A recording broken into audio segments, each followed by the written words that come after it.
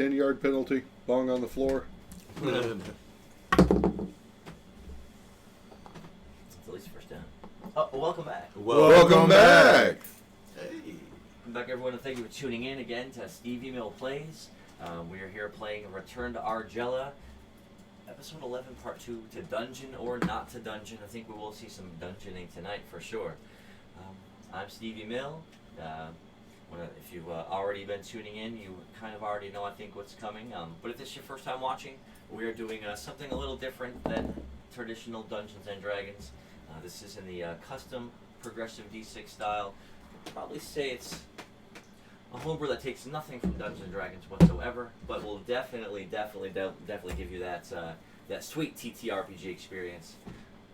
Welcome back, everyone. Welcome back. Good to see everyone again, and thank you for tuning in. Again, I'm Stevie Mill.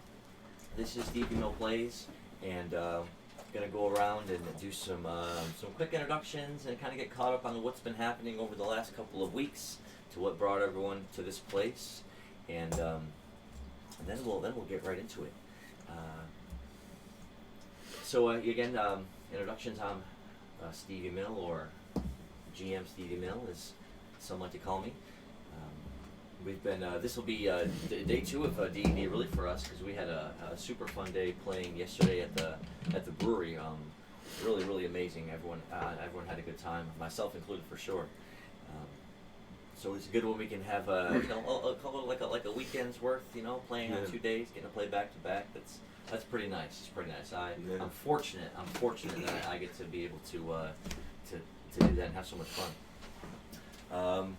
So this is my custom TTRPG, progressive D6. And so if you start seeing the dice flying around and you're not quite sure what's going on, hey, we can always drop in the chat if you have a question. But usually we do a pretty good job of kind of explaining things as they go about people taking damage and getting beat up, or learning skills, or traversing the land of Argela. So with my introductions aside, who will tell us a little about their character? Well, I'm Irving. I'm Caleb, but I'm playing Irving. I was a blind avian monk. I think really his only goal right now is just to kind of strengthen himself up and get, better suited for the things we have to come. I'm Spurge. I play drum. He's a Namekian dark mage. And he's really missing the water, being out on a boat, doing some fishing, meditating among the fish. Yeah.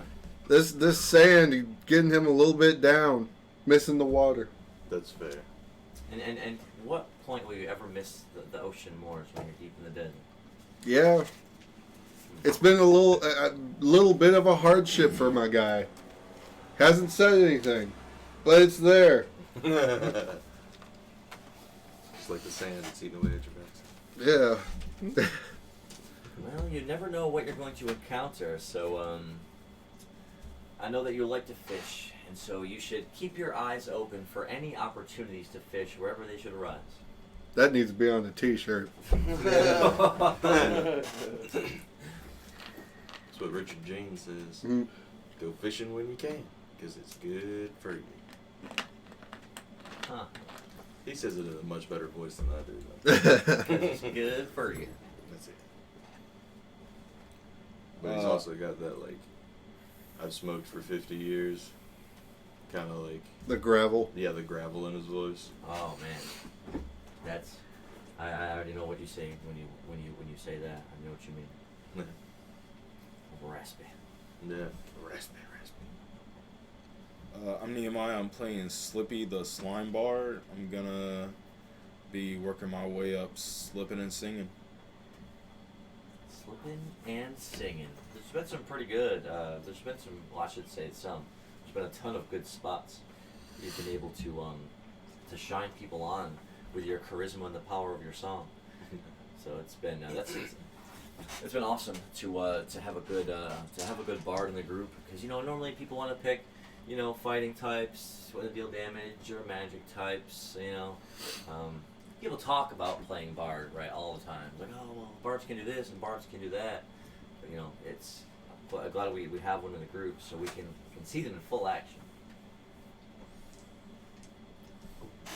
Alright, I'm Levi. I'm playing a Khajiit rogue named Sprinkles.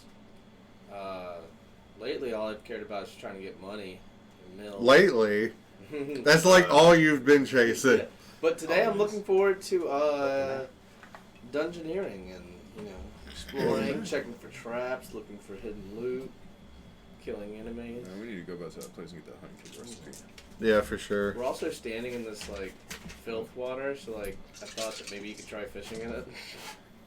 Honestly, I mean, if it worked it's in the that, deepest, largest source of water we've seen since we got it. I mean, he was just talking about fishing opportunities. We have found ourselves at a fishing I don't even think opportunity. you need a fish in this one. I think You we just had to reach repair in. the pipes, though, first. And then We got it. We got it. We'll get them pipes back on, and yeah. So if you had tuned in last week, you know, the group had been navigating through Rekaba Castle City for a lot of the day, and it finally got to a place as the sun was setting to where they'd actually found what I would call a bit of an entry point into the castle, though it was through a sewer grate far on a corner of the castle wall. And so, if I'm not mistaken, with crude handsaws, you had worn your way through a couple of the bars in order for everyone to squeeze in. we also used magic, I think. Oh yeah, a with the combination of fire magic spin. and hand techniques to get yourself entry.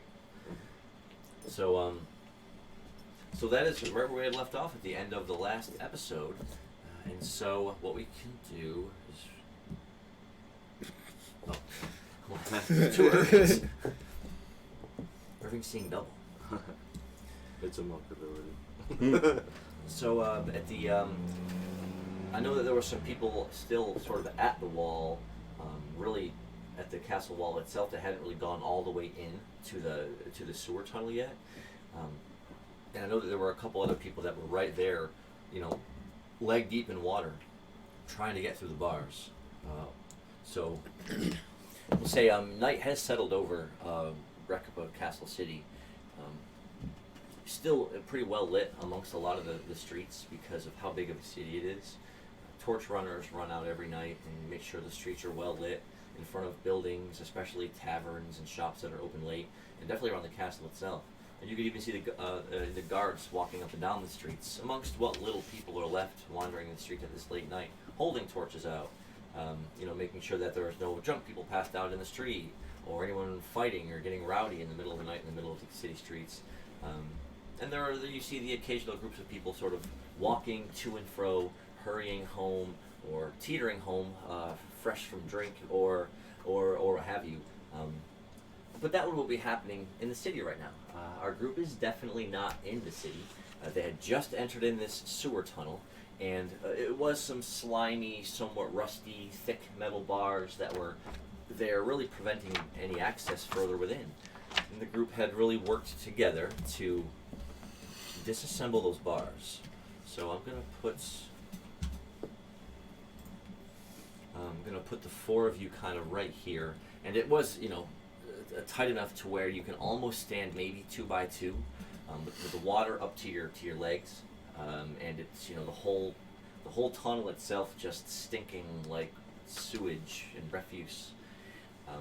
It's almost hard to breathe in through your nose as you finally get that second bar off, and it splashes water around it as you pull it away, allowing enough space in between that for everyone to narrowly wiggle through. So, Oh, we also had Egan the Goblin Boy with us. I think one of us gave him a torch so he could wave around. Yeah, I made a torch for my cold. so Egan is going with you on this endeavor. Is that right? Yeah, he was down there. He was the first one in there. Yeah, we kicked him out. Or you did. Yeah. Thanks for giving me credit. Yeah. I thought it was a great idea. I'm just glad it wasn't me. Well, you know, if you got an NPC, We could sometimes claim you can Egan just discovered let this them dungeon. go first. Just let them go first. If there's danger, hell, you'll find out, one way or the other. Oh, should we give an introduction to Egan since he's? Yeah. You know what? Who is the NPC Egan that's standing with you as you push your way through this through the grating to get deeper into this this sewer tunnel? At the Tinkerers in Allrain, it was run by a goblin, and we couldn't recruit that goblin because we just weren't charismatic enough for that. But we were charismatic enough for him to hand his son over to us and take him on our wild adventures. And now he's crossed the sea, crossed the desert, and now he's in this dungeon with us. And through all that, he will probably go more the healing route, more the curative route. Okay. And yeah, you know, it's funny. An NPC will stand around their little spot their whole life. You never just know when a group of people are just going to come up and be like, "Hey, hey, come with us." You look good in our caravan. And so, also caravan rolls. It's still the middle of the night. Oh, yeah. It's just a continuation of the last session. So, no significant amount of time has passed, except for the time it took for you to finally rush that final bar away from the grate, so that you can begin to wiggle through. So, who will be going first, and what order will you be going in? I'll go first. Yeah, I think you were the first one to get pushed through the bars. Yeah, I was already on the other side. When we So started. Sprinkles is going to go first, our Khajiit rogue. And who will go behind him then? I'll go second. Second. We have Drum going second. And again with the bottom part of all your pants, and if you're wearing a cape or a cloak or robes, the whole bottom half are wet really because you're sloshing through all this sewage. So as Sprinkles sort of wriggles his way through first, you're kind of eager to get in there and kind of rest yourself in between the bars because you want to try to get up out of all of this filth. You can feel it starting to get in between your boots and your feet. It's all in your boots and your shoes too. It's gross. And then behind Drum is Me. I'll go. Yes. Irving, and you don't really mind because you can always clean your feathers or preen or whatever. But because your wings are so kind of big that the bottom parts of them would kind of be in the water too. So as you're kind of chucking them in close, wriggling yourself in between these two mossy, wet metal bars, it's a little harder for you because the wings on your back are a little are protruding.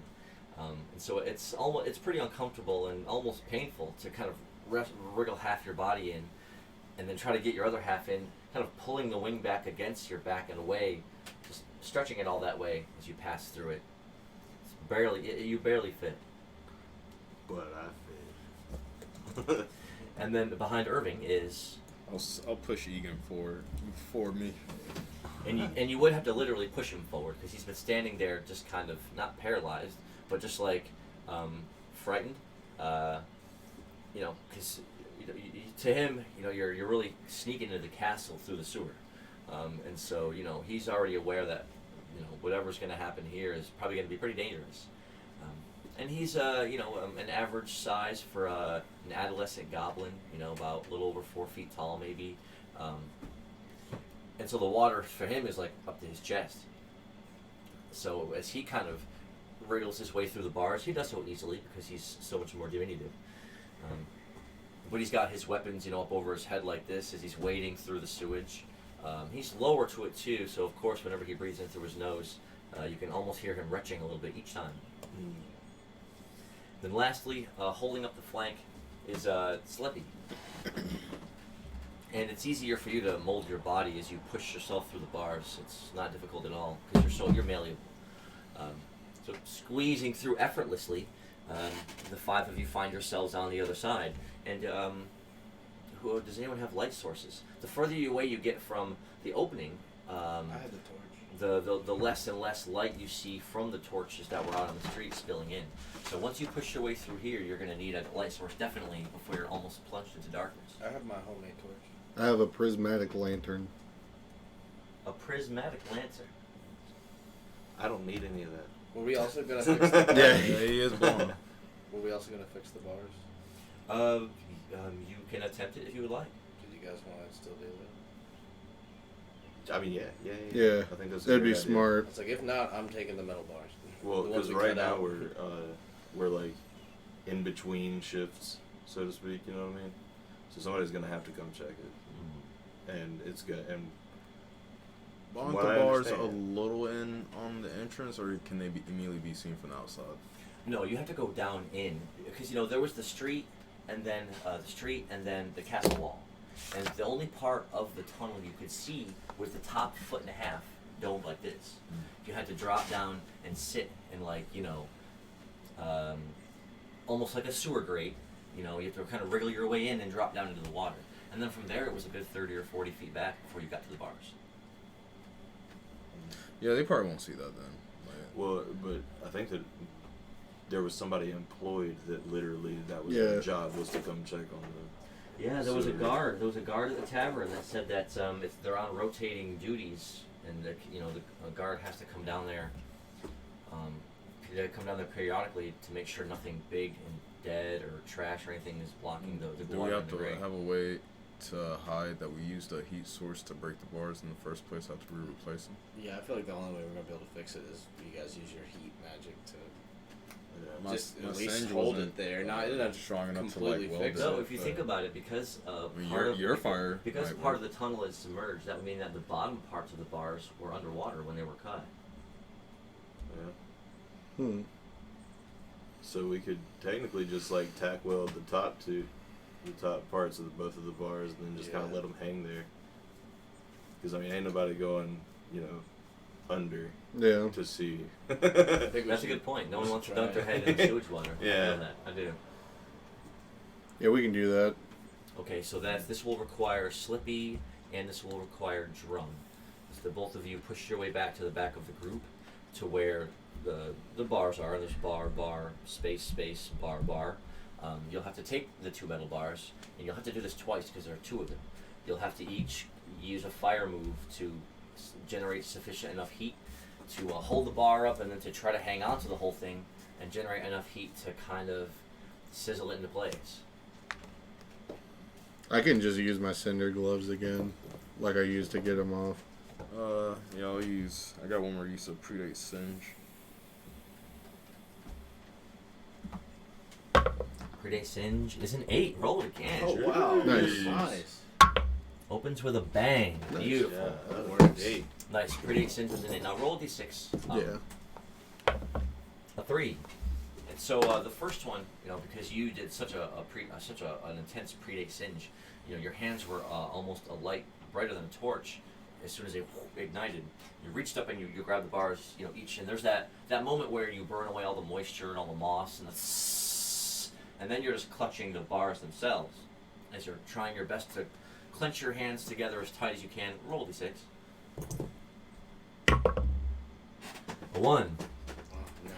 Because you had to stretch your body up and out towards the top part of the bars, you can hold that pose for more than a couple of seconds. But then as you feel your body begin to shape and mold back down, Drum reaches up and grabs him with his gloves, which they, by themselves, they will generate heat.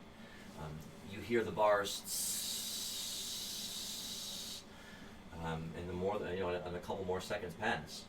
And then as you finally just slowly move your hands away, they seem to be stuck there. Cool. Alright. Well, that solves that. You want to give it a little slot to make sure it's. Yeah, can I do a little test? Reaching out, you push it gingerly. I mean, it definitely moved a little. But All right, it works. not wishing to risk it anymore, you're just like, Yeah. all right, it's good.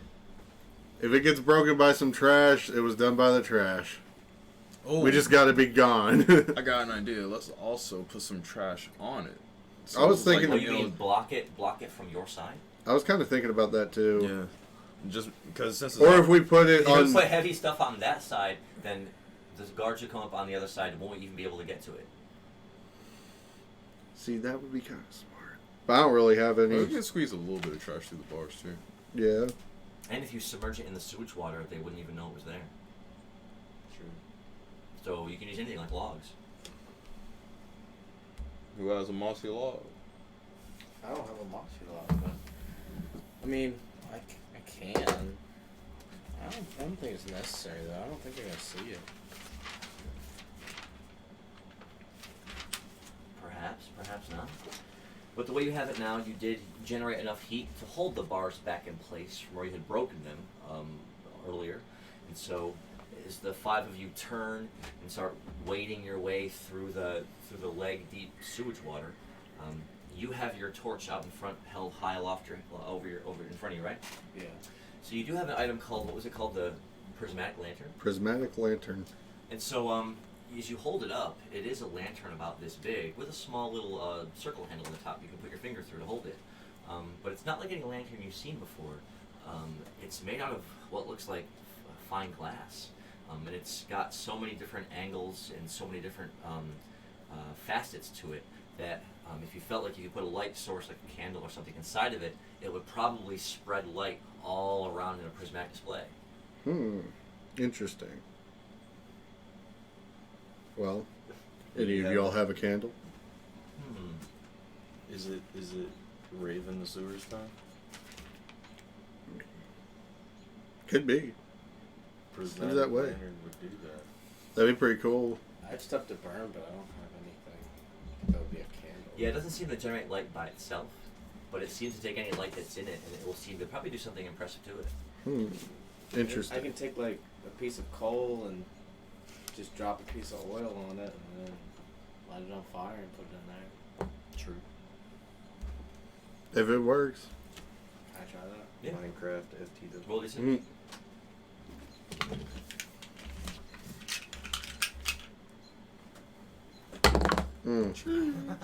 Well, Oh man. So far away.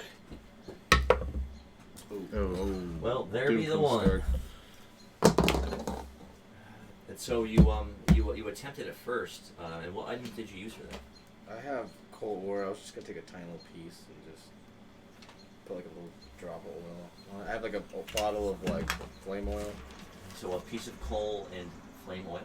I forget exactly what it's called. It's called flask of oil. Oh, you have a flask of oil and you have coal.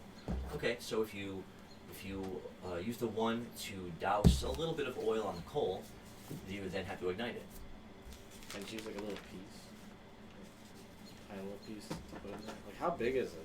The lantern, it's about this big, and so the opening is maybe about 6 to 8 inches tall, where you can put something in it. Can I just use like a quarter of the coal? Sure. Right. But how will you ignite the coal? We already have a lit torch. So you're gonna, holding the torch out, take your hand with the coal in it and put it up to the torch to ignite it. No, I was gonna put it in the lantern and have the torch go into the lantern. Okay. Roll a d6. And actually, you're holding the lantern, so both of you roll a d6. We should use Oh, words about to together. use Oh, I got it. a 6. Ooh. About to 6 use on burn a together. 5. Try to hit That the is a 5. 6. Roll it again. Oh no. Knocks him into a 1, but hits a second 6. Hit it again. Ooh, matching fours. Oh, man. Two nice. sixes and a matching 4. That's So pretty cool. that's definitely high enough rolls and enough of a success to set the piece of coal inside the lantern, and as soon as you put your torch close to it, you're not sure what kind of glass this is or how it would react to the fire, but as you move the torch closer to it, it doesn't seem to get any burns or stains on it, and it seems to not be affected by the fire itself. As soon as it touches the coal ignites inside of it, and then instantly the prismatic lantern shoots. Not only does it illuminate the area around you, but now up against all the walls and the ceiling and the surface of the water, there's these little prismatic flecks of light. And as you spin it or even move, they all just move with the lantern. Cool. All right, fellas, it's party time. I start playing Tavern Diddy. I'm just sitting back here like, we're at a Hey, sewer. 6. What's so exciting? What? I can't see anything. You don't want to go disco fishing? What do you mean disco fishing? He'll play music. We'll have the light show. We'll go fishing in the sewer. But what light show? The The lantern. ones he can't see. Where have you? Oh, God. Oh, this is so embarrassing. I'm so sorry. Hey, you know, It's cool. I'll let it slide. So you never see it coming. How embarrassing. This guy. Just imagining him. Yeah, I see what you. Ooh. Oh. So now the order, as everyone is walking down this sewer tunnel, sewer corridor, is Sprinkles, Irving, Egan, Slippy, and Drum.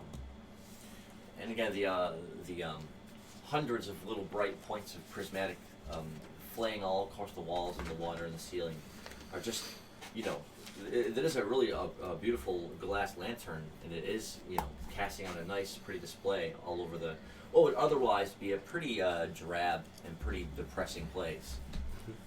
Gave the stank a little razzle dazzle. Nice. Slippy then begins playing the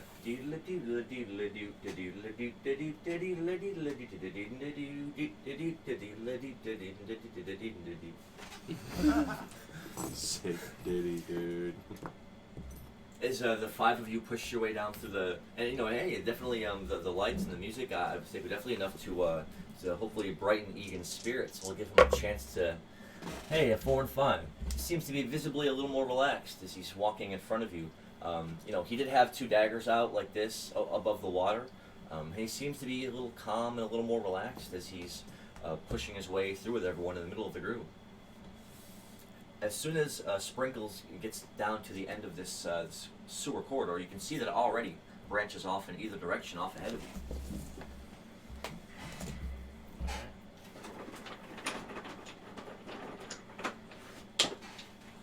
But don't be looking at my sheet over here. Oh man. What shit? Nothing. You still got your bird with you? Sometimes he just kind of flies around. I would like to imagine that if he sees me going into a tunnel, he would try to be with me. But at the same time, I feel like you left him flying. yeah, Yeah, I think he's probably just I doing think you'd be some. better off flying at this point. Yeah. Yeah, I wouldn't know because there's not a lot of room down here for a bird like that to really maneuver.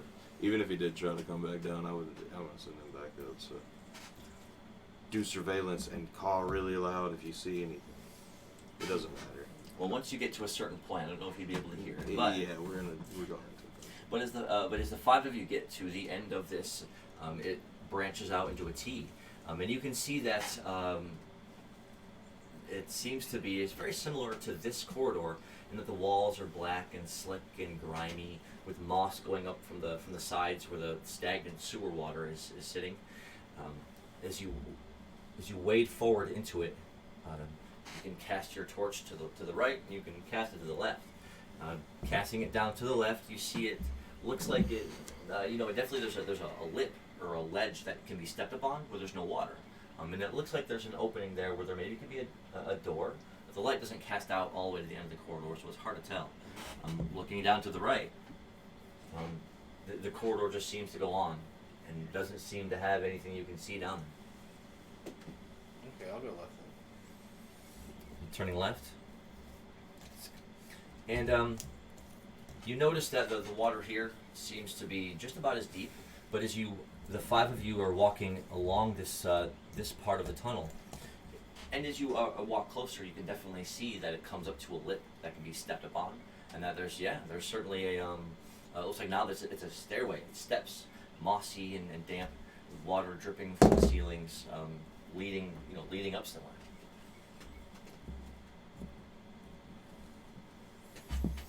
It's all the way actually, all the way down the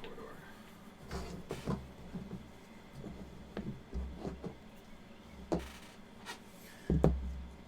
So you can definitely step up on it, and then there's an open cut out piece of the stone and stairs leading straight up. Oh, I will go up these stairs. Alright. So as you put your hands on the stone and climb up out of the nasty sewer water, everyone else is kind of like, oh, they found a spot where we're not wading in sewage and filth. So as each one of you kind of gets up to it and kind of put your hands on it, pulls yourself up out of the sewer, you can look and see that as you're holding your torch out in front of you, that it goes up some steps though you really can't see which. You can't really see what's going on up there, other than that it goes up. So.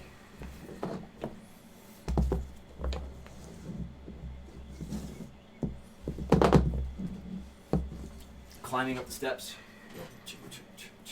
and a lot of you are still, you can still feel the water inside of your boots, and it's still weighing down a lot of your clothes, especially the bottoms of everything that got all soaking wet. Walking up the steps, it goes up, about 15, 20, 25 steps, with the walls getting a little drier, getting a little less worn looking, less moss on them as you're kind of walking up. It gets to the top, and there's a what looks like a heavy wooden door, and it's got a it looked like it maybe would have had a latch or something on it long ago, but it looks to have been broken off. It has a couple of slits in the top of the door to where you could peer in, and as you do, you go to look up at it, and you see nothing but rock behind it. Can I use blind sense to see if I can hear anything, like if it's a fake wall or whatever? Go ahead.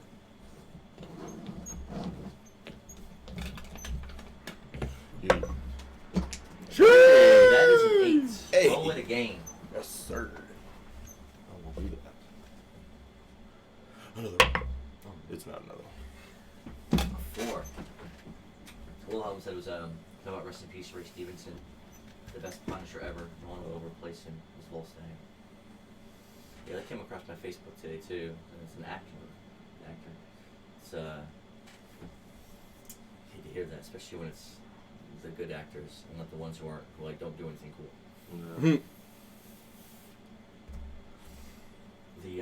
The blind sense indicated that no one's been around in this place in a while, and it seems that as you put your hands up against that door, it's got no budge and no give whatsoever. And you can't sense anything on the other side but solid slab of rock. Probably like a cave-in, but not like a accidental cave-in. They probably just closed that portion of the route off, I would say. Because I can't tell if there's anything over there other than rock. Do we have any I have a pickaxe. destructibles? Like Wait, I have a pickaxe. explosives. We can just start mining. I mean, Yeah. let's find the dungeon before we start mining. I mean, is there any other way to go other than turning around? I mean, you holding your torch around you, it looks like this door has got dust on it, cobwebs on the corners. It's drier up here because it's all the way up the steps, but there is still water running down in rivulets along the walls here and there. Is there any switches or any way to open? You can roll a d6. Is there a keyhole?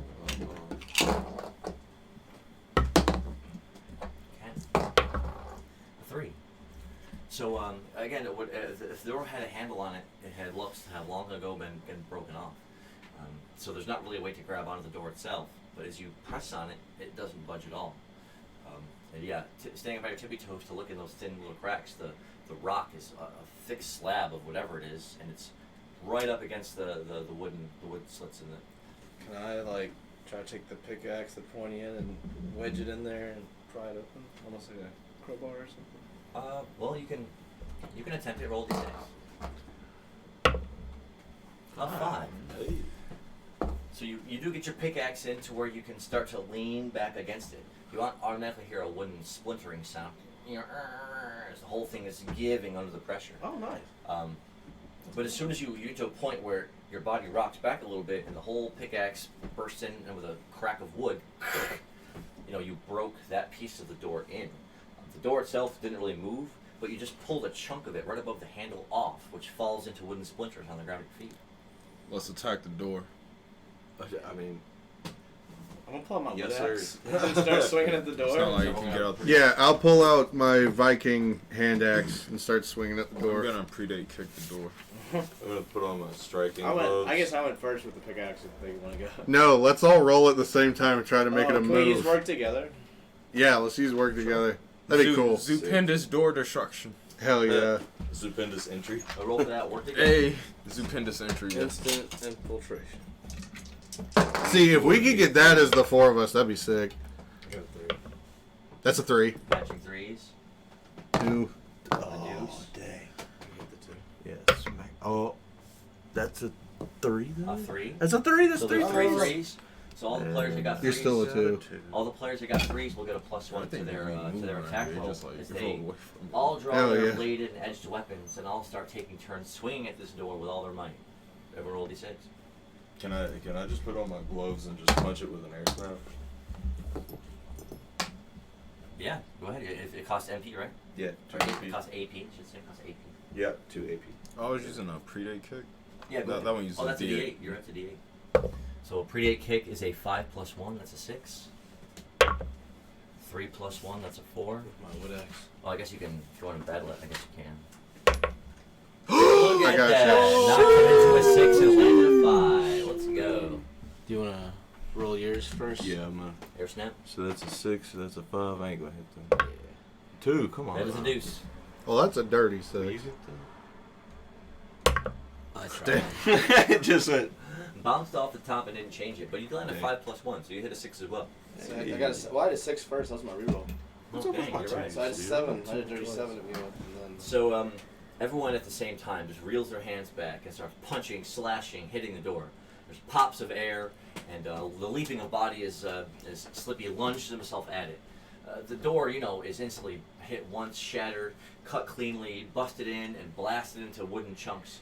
As the whole thing is, the whole top piece of it comes blasting away in larger portions. As the whole middle section of it gets blasted away from your attacks. Where each of us hit a 5 and got a dirty 6, would that be a team move for the 2 of us? Ooh, if it was more than half of you, I would, Oh, I would okay. say yes, because I it was got a 4. 5. It was 4. You did technically at the end land on a 5. So 3 of us at the end got 5. So it was on my reroll. So Yeah, but so it was a reroll on the 6 though. The 6 was the attack, right? 6 was the first roll, yeah. 6 + 1. So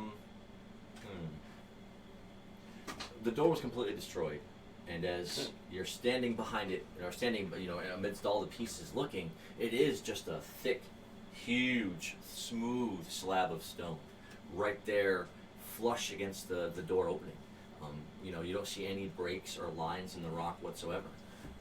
But there's some scratches and marks on it from your attacks just now. But it's just a massive, massive, massive piece of rock.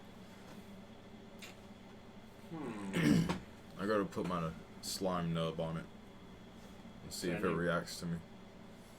It's you put your hand or a part of your up against it, and it's cold, smooth stone. Is there any writing on it? You don't notice it. So unless you guys want to just start mining, I'd say we go with the stairs. So what's the other option we have to go? So if you were to head back down, when you got to that first intersection, it went left and right, and you guys went left. Yeah. So you would have to turn back around and go down the steps and just go straight down the tunnel, going past on your right the way that you entered in. Right. That's another way. I don't know. I feel like this is something. I still want to like. Why would they have a door here if there's not some? Like, are there steps on the ground going up into the stone, or like? The stone is so. Does the stone look the same as the surrounding walls? No. There's something special about this. I don't know. Hold on.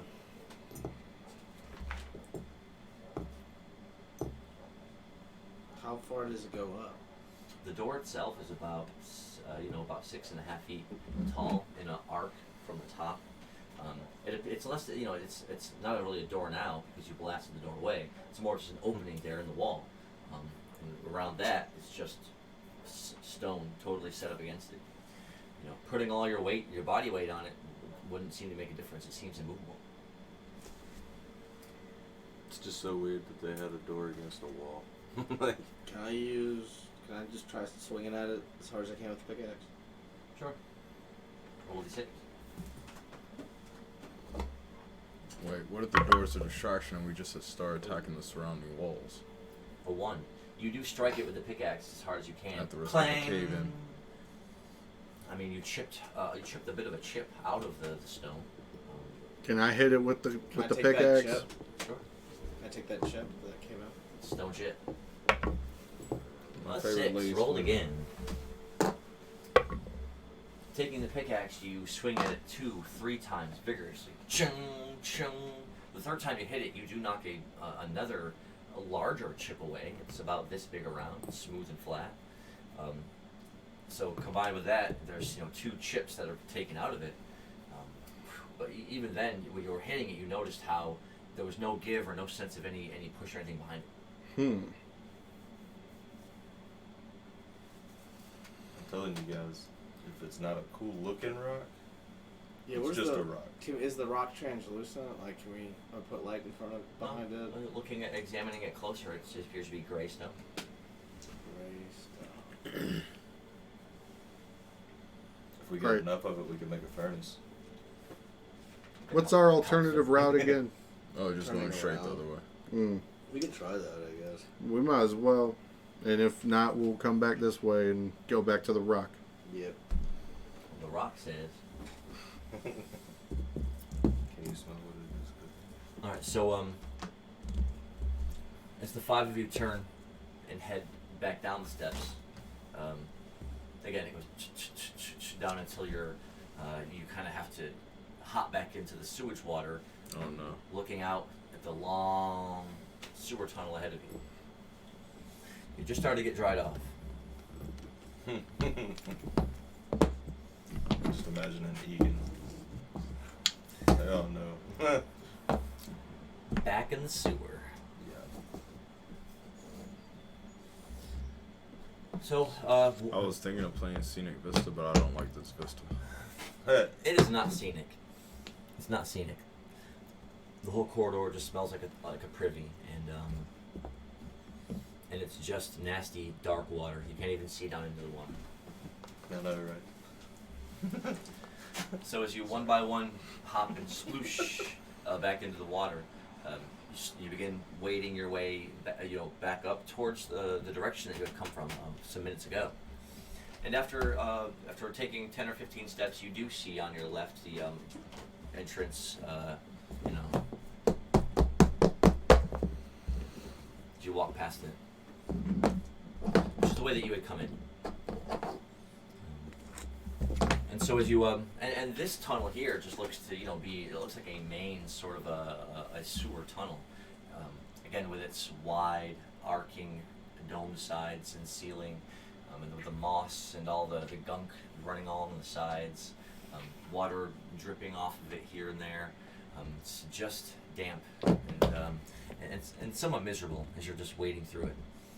Coming all the way to the end, and your torch is still out in front of you, and you're in the back, holding the prismatic lantern out, sort of, again dazzling the surface of everything with the prismatic flecks. Cool.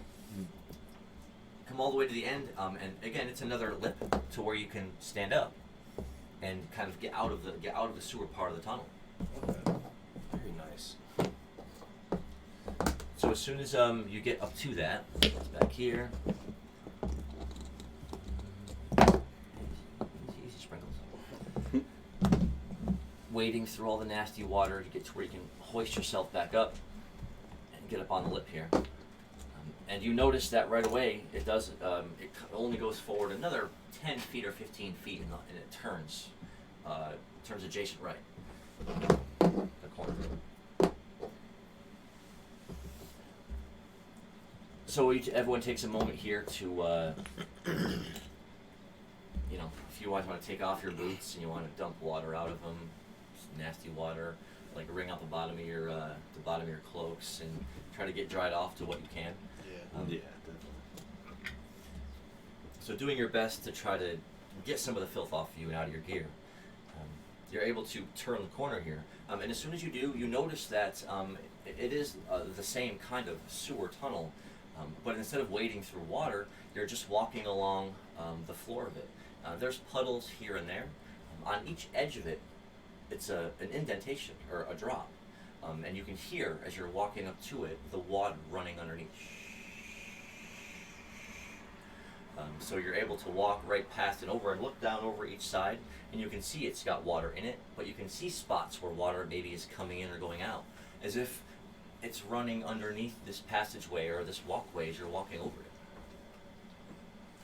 it. This passage only goes, and it goes on for another, we'll say another 30 or 40 feet before, as you're again with the torch out in front of you, you're able to see an opening or a room that's going to open out in front of you as you walk into it.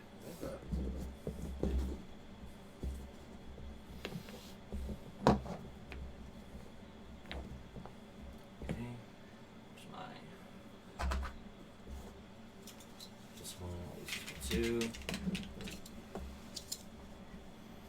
Here's the room that you're walking into.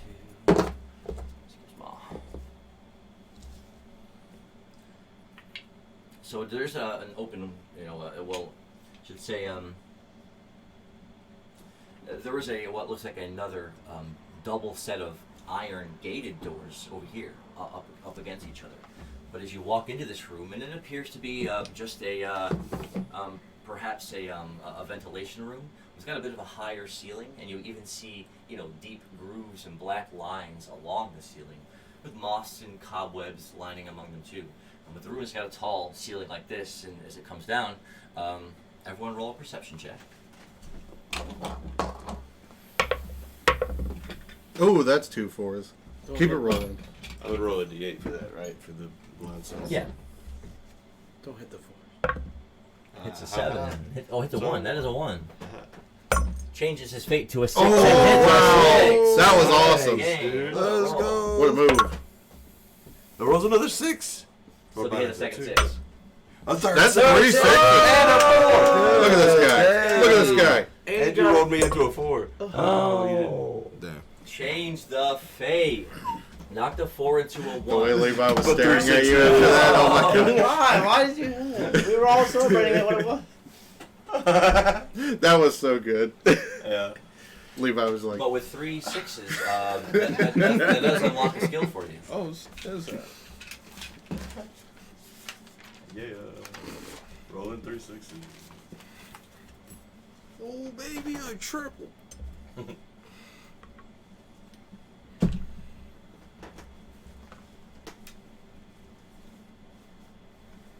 Yeah, let's freaking go. What skill you gonna get? Less than an hour in. Read the room. Read the room. Nice. Good. Baby. My dad never got that skill. Dad status roasted. So he did just pick up the skill read the room by rolling 3 6s on a perception check to look around the You room. just dunk on your dad like that. Let's go. And so that's a 5-a-day move where you can roll the d8 and basically where everyone else would just roll to investigate or to look at the room or scan it, you can read the room and get more detailed information. Is it only for rooms or? Yeah, that's only for rooms and inside structures. Okay, that's fine. So you do notice that these 2 heavy iron set doors over here look like they don't appear to have any kind of locks or anything on them, though they look old and somewhat rusted. The grooves in the ground stop here with the water running behind them, so there's actually no kind of water running anywhere in this room, though you can hear it kind of rushing and trickling behind you. You also notice that over here there's a ladder. And now as you look at it, it's a rusted with iron bars only about this big around, and it's set. It looks like it's been bolted up against the wall. And as it goes up, you can now, as you're kind of noticing now, it goes up about 15 feet, and there's a small opening that you look like you have to maybe just stoop over to walk into, but it's up there.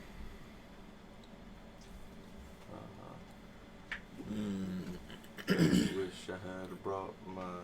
Somebody should Bird. scale it while we check the doors. I can scale it. Oh, there's a ladder. I don't think you can just.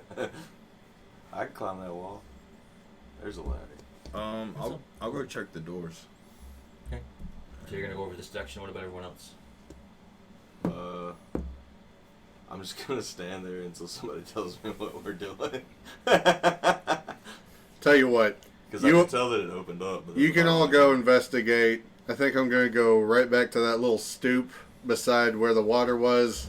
I'm going to set my lantern down. I will equip my river rod. We're going to go sewer fishing. I think I'm gonna follow Drum. Because I want to throw that sewer So like there's rod a at wall some right point. here to climb. Oh yeah, I mean the whole room itself comes out to a round like this, and the whole thing comes up like this, and yeah, this ladder comes up, and then about here there's a small little hole or an opening that looks like you have to. It's only maybe about That's what I'm 3.5 or saying, 4 I mean- feet tall, but it's been cut out of the rock. I get an and it looks like automatic you can- plus it's a 2 passage on you my go through. cast. I'll climb up there and look. So like, let's get some So you're legendary gonna check the doors, and swordfish. Egan is going to stand at the base of the ladder, watching you, and kind of just nervously looking around a little bit. Let me give you a bone chaser lure to go with it. I'll tell Egan to start playing the Bone approach. chaser lure is a +2 lure. That's a plus 4. The I'm not sure that he legendary knows it, swordfish. but he can roll a D12. And in case he notices anything, start playing his version of the approach as loud as possible. A 9. Wow. Well, so he'll he says that if anything, if he should see anything out of the ordinary, Let's go. he'll try to play it the best he can. And as he's kind of readying it, you can tell that he, he's just got a worried look on his face. So he had to wait. He was waiting in his chest in the sewage, so he's all his gear is completely wet and soaked through. Any hair he had is just mopped over with sweat, with sewage water or whatever from splashing around. So he's kind of going up to play it, and he's about to play, but he's waiting for some kind of anything to happen before he starts playing it in the alarm. I tell him not to worry about it and go eat with Drum and Irving. Oh, okay. You want to tell him just to go over and go back and see what they're doing? Yeah. Okay. I'll tell him to go stick with them, but also take a drink out of his water skin and eat some gristle boar meat. Yeah, I'll have him eat 1 serving of gristle boar meat. He's gonna be like, "Do we have any hand sanitizer?" Yeah. Literally just got out of the sewer. Yeah, I should eat right now. This jerky looks fantastic. And now he's got a weapon in one hand and the food in the other, as he's kind of chewing on it nervously, walking back out of this room towards the direction that Irving and Drum had headed. The doors themselves, as you lean in, you can tell that there's rust all along the top, and the hinges especially look caked and encrusted with rust. The bars themselves, from being down here in this damp environment for who knows how long, the majority of the bars on a lot of the sections and the cross beams all are rusted. But you can, if you want to walk up to the door and grab it, you roll d6. Okay, the balance. A 2. So reaching out, you hold it, and then as you lean back a little bit and tug, you can already hear rust creaking and cracking. Some part of it scrapes against the floor as you go to pull it out. With a 2 with your strength, you weren't able to do anything but just sort of feel it move and feel some of the rust buckle under the way you pulled it. I'm gonna attempt to. Is there like a crack in it, like even like a air pocket? Oh yeah, there's openings. It's just bars, so you can look to the other side and you can see that it's just more of stone sewered rounded corridor going straight this way. I'm gonna attempt to mold myself to get through it. The bars are probably because there are bars, but not only bars but crossbars. I don't know that you could make yourself small enough to pass through the largest section. Yeah, not with like your biggest piece of armor, because your biggest piece of armor on you won't fit through it sideways.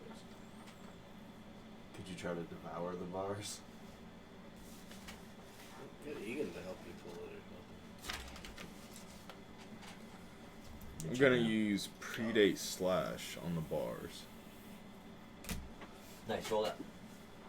It's 2 D4s. 4. Hey. I'm gonna re-roll that first. That's a Reduce. 2. And then you're going to roll a second 4. A 3. So on a 4 and a 3, you're holding 2 weapons, one in each hand. Oh, I'm just holding just 1 dagger actually. Pretty slash with a dagger. So you have to get in close. Yeah, 1 dagger. As you leap spinning around, trying to get some weight and momentum into your strike. You come down from the spin and you slash at the bars in a diagonal motion as hard as you can. It grates across the bars. Ding. rust, busts off and breaks off, sprinkling down around you. And the bars and the door itself visibly shakes under the force of your attack. You knocked a bunch of rust off of it, and you definitely felt the bars move.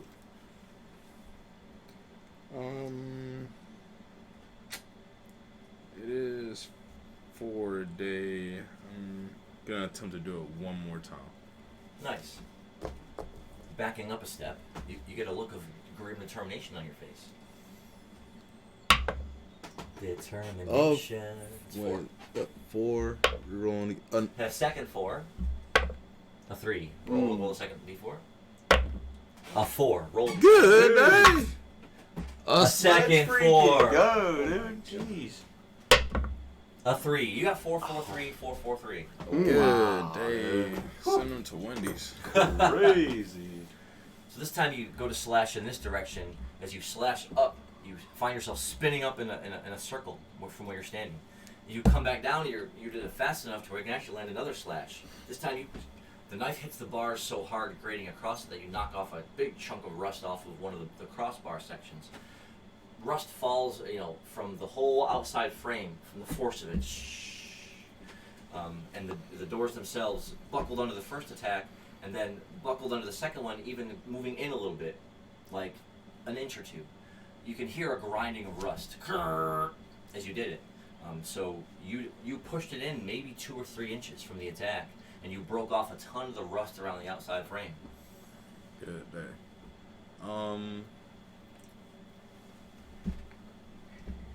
I guess with that, I'm gonna. Well, is the area where the bar is like broken off enough to where there's a big opening, or a bigger opening than what there was? None of the bars really broke, but you hit them so hard that you knocked rust off a bunch of the pieces, and you hit it forcefully enough to push the doors open and in an inch, a couple of inches. There's a gap now of maybe an inch, but you did push the doors in from the force of the attacks. Okay. I'm gonna attempt to just reopen the door then, normally. A 4. So this time, as you reach out and grab one of the doors and you want to pull it, it gives pretty easily as you pull it towards you, and then it opens up about 8 inches, and then comes to a grinding of rusted stop again. So you're able to this time pull it out almost a foot. Good day. Can I mold through that? It's a foot. It's a foot. So yeah, you can definitely slink through it. Okay. I'm gonna try to mold so my body is in between the doors, and then just stay there until my mold breaks, so it forces the doors open. At the risk of your body, you can do that. Ooh, that's an 8. That is an 8. Roll it again. That's the first 8 I've ever had on the mold. And a 6. Beautiful. So this time, as you feel your body slinking up a little bit, as you wedge yourself in between the doors, you've got it to where you stop halfway, and it's almost like you're holding in a deep breath because of the way you mold it. And so you hold it there for a couple of moments, and as you finally feel yourself letting it all going out, there's that moment where it stops and there's no give at all. But then as you feel the door skittering along the ground, along the spot where it's rusted against the floor. Rust is falling all from the top of the door and from the cross sections and the bars as you finally wedge it back enough so where now as you're standing full on, this door has been pushed in about a foot, and this door has been pushed open about 2 feet. So now anyone can just kind of go right through to the other side. As you made your way through that door, it's going to come to this trio. Well, Drum was the first one as he walked back along into this main sewer corridor. And you can hear the trickling of water along the sides as you're walking along this lightly puddled walkway. Getting to the other side, you walk into that room and it's a lip, and then there's that dark sewer water, completely, and there's still some rippling in it from drops of water coming off of the ceiling, and you can see the mold and the black gunk rising up from the sides, kind of caked onto the walls. So as you walk up to it, you're going to reach into your inventory to get out My river rod, the river fishing rod. which has a +2 in smaller areas of water. Huh. And my good friend Irving has given me a, Bone chaser lure. which also has a +2, so I have a +4 on my casts. So you do hear Irving walking up behind you. He's holding out the lure. So as you take it and you begin spooling it and hooking it to the end of the rod, you hear someone else coming up from behind you. Oh, it's Egan. He's like, "Oh, what are you guys doing back here?" Doing some sewer fishing. We're gonna catch a sewer croc. His eyes get pretty wide. She's like, "Are you really gonna try to catch a crocodile?" I mean, anything that'll bite. Yeah, pretty much. But what else would bite? Come on, Egan. I mean, we've caught alligator before. We've caught whale before. A sewer whale? Yeah. It's only like 3 feet deep. You never know. Don't make me bring out the glasses of water again. We already went through that last week. Let's go. Well, now that you've got everything all hooked up and geared up, you would roll you would naturally roll a d6 because this confined area, but you get a +2 for the rod and a +2 for the lure. So 1d6 +4. Well, that is a 4. So a 4 + 4 is an 8. So as you cast your rod out, and you have to kind of be careful as you're casting it because of how low the ceilings are. As you whip it out like this, okay, I can do it. Lands in the water. Good day. Lands in the water, out there about 20 feet in front of you, and you hold it out there for a moment, and another moment, and then eventually you feel like there's some weight or something on the line. So you start reeling it in.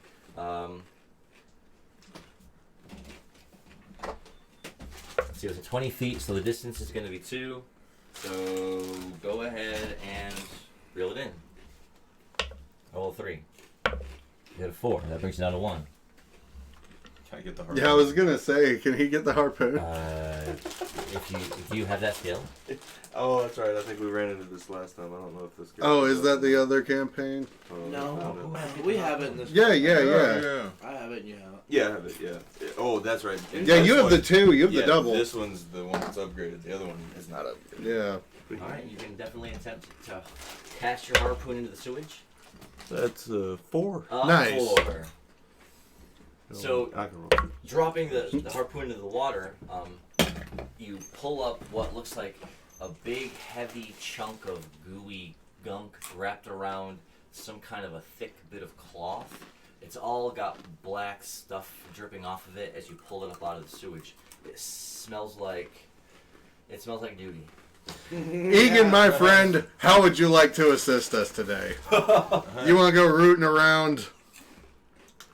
You mean you want him to go troll the sewer, or? No, he can, don't look at me like that. I ain't gonna make him do nothing bad. It's just this little mound we've caught.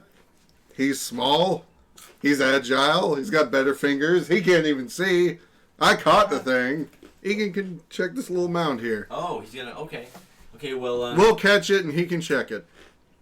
He's gonna cast you an incredulous. Well, look. As you're holding it out towards him at the end of the harpoon, and as Did he kinda, finish eating his and as he kind of gets bristleboard closer meat? to it, a wave of the scent washes over him, and you hear him stifle back a gag. Oh yeah, has he finished that jerky? I wouldn't want to do. He has not. Oh, Then he might throw that jerky. you know what, Egan? I won't let you do that. I'll just set this over here. We'll deal with that later. I think we should just go for another cast. I'll let you cast. I'm glad that I used my lure on this. You do the same thing. I will cast. Went from stab to cast. Oh, geez. Oh. It was bouncing. It's Good lord. Oh, That is a You 6. can't deny Roll him it the again. 6. Nice. A Let's 7, second. Let's 6. go. No way. Go. Oh. A 2. 6. So that was a 6 plus a 2 for the river rod, and you use a lure on that as well. I used one of my lesser lures, so +1. I used just the last stone lure I had. Okay. So that's a 6 plus 3. So as it casts out into the dark, wretched water, and it drops into the water, and you stand there for a moment, and then a couple more moments. You can hear the dripping of moisture around you from the walls, and the skittering maybe of a mouse, maybe further up the corridor somewhere. So the silence kind of envelopes everyone for just a moment. You hear you know, from way back, further somewhere up the corridor, you hear.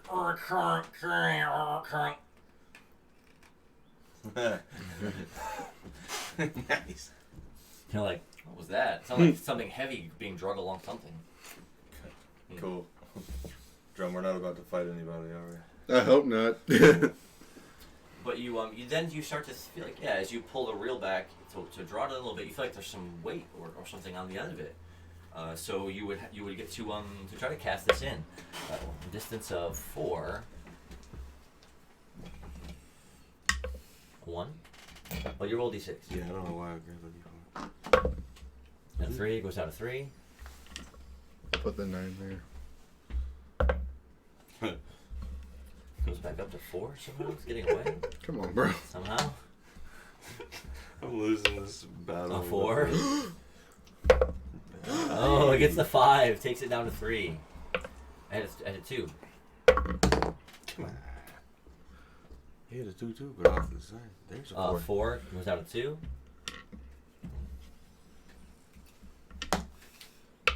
Hit a 1. At a 5, it goes down to 1 and down to 0 for the catch. Cool. So as you know, it was getting heavier and heavier as you were drawing closer. This time, as you pull it up, you're watching him kind of reel it up out of the sewage water. It's definitely what looks like a part of maybe someone's bone. It's like bone. It looks like maybe it was a chunk of a spine, maybe. It's all wrapped in dark, sopping wet, nasty sewage cloth, and it's dripping. The whole thing is just dripping as he's reeling out of the water. He leans back and says, "Is it a fish?" It's a dirty whip. Egan, you should go get Slippy. Yep, Send he's him gonna, back to you. He's gonna keep bouncing him back and forth.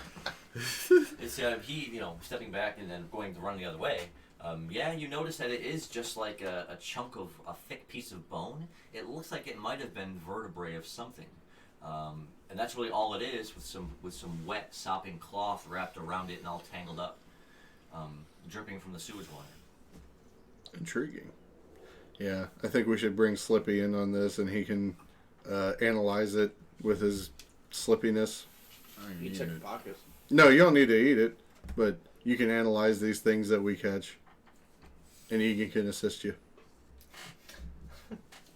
So as they're contemplating what it was that they just caught. You scale up a ladder pretty effortlessly. As you get up to the top, and you're about 15 feet up in this room now. The bars of the ladder, thin but pretty sturdy, rusted a little bit like they're rough, but you're able to climb up the ladder pretty easily. Getting up to the top, you see it's about a 4-foot tall, rounded passageway cut directly into the rock itself. And as you kind of look down, you definitely see, as you're holding your torch in to look around at it, it goes down about 20 or 30 feet, and the light does say, it looks like there's an opening down there at the other end. Go in there and check it out. Okay. So, and again, you have to kind of be half crouched over with your torch out in front of you, scooting, shuffling, because it's a little tight and low. But as you scoot forwards, 5, 8, 10, 20 feet, just shuffling along, you get all the way to the other end, and as you get to this other end, you notice that it does sort of drop down and raise up and widen out, so you're able to kind of stand up, so that before you were kind of crouch shuffling through a tight passageway, but then it opened up so you're able to kind of stand. Now you walk out of a regular looking doorway into some smooth cobblestone steps with well placed stone block on the walls, leading up a small little, maybe 6 steps of stairs. Go up the stairs and you try to peek around, see what's going on. So cautiously, you're creeping up the steps, and the steps themselves are dry.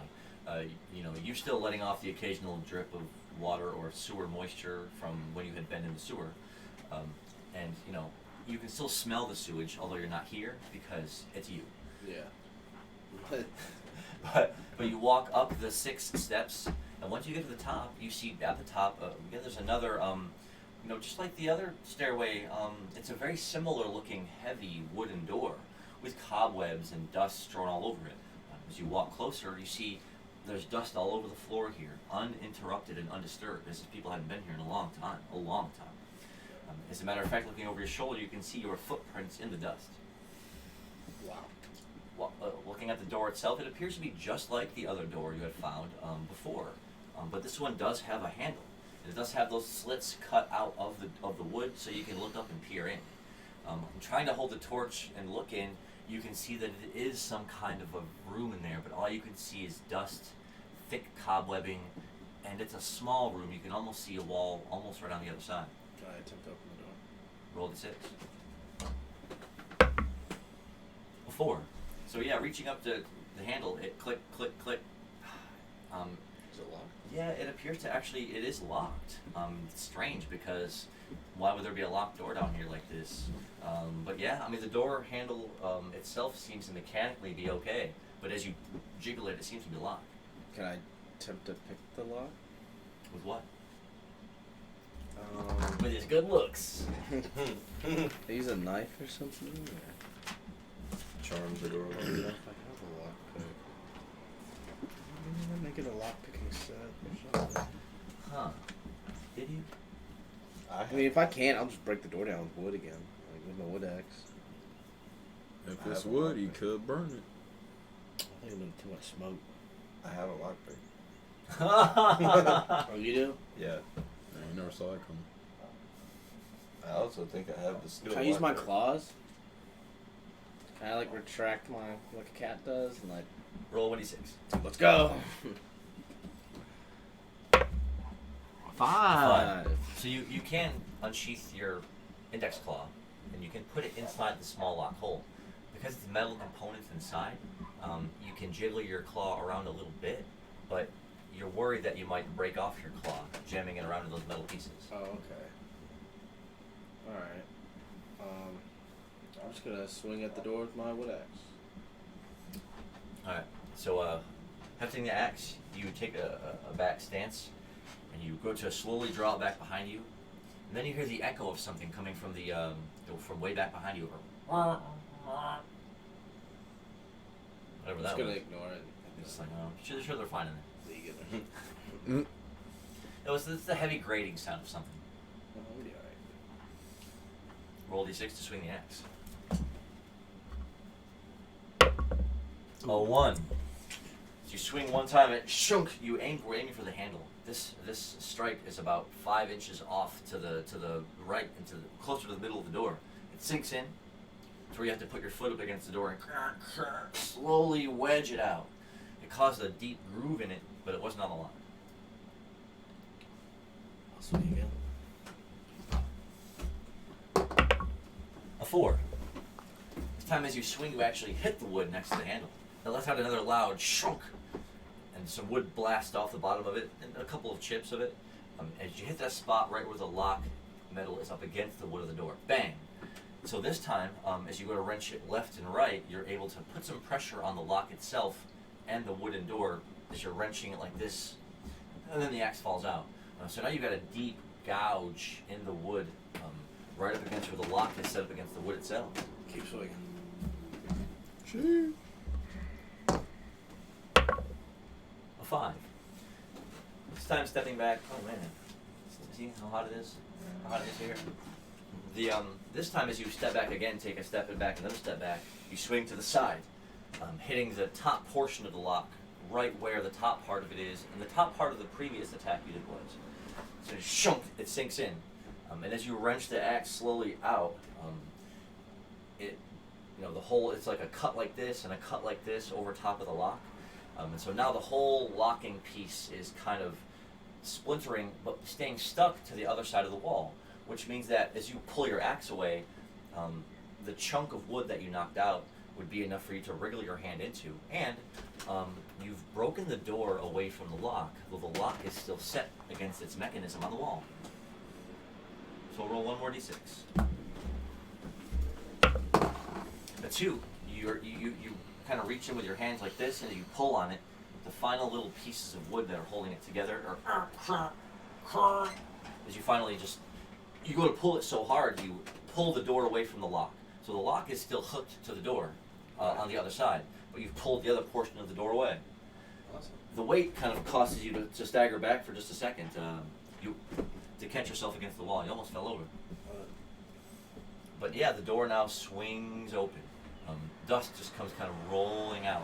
As with your torch, you walk into what looks like a small storage room.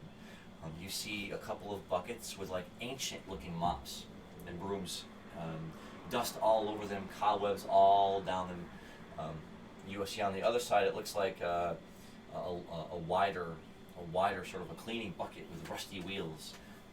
There's nothing in it; it's bone dry. Janitor's claws. And then there's a shelf sitting next to that with what could have been small little canisters of maybe of different things. The majority of them have been sitting there so long they look like they've been rotted.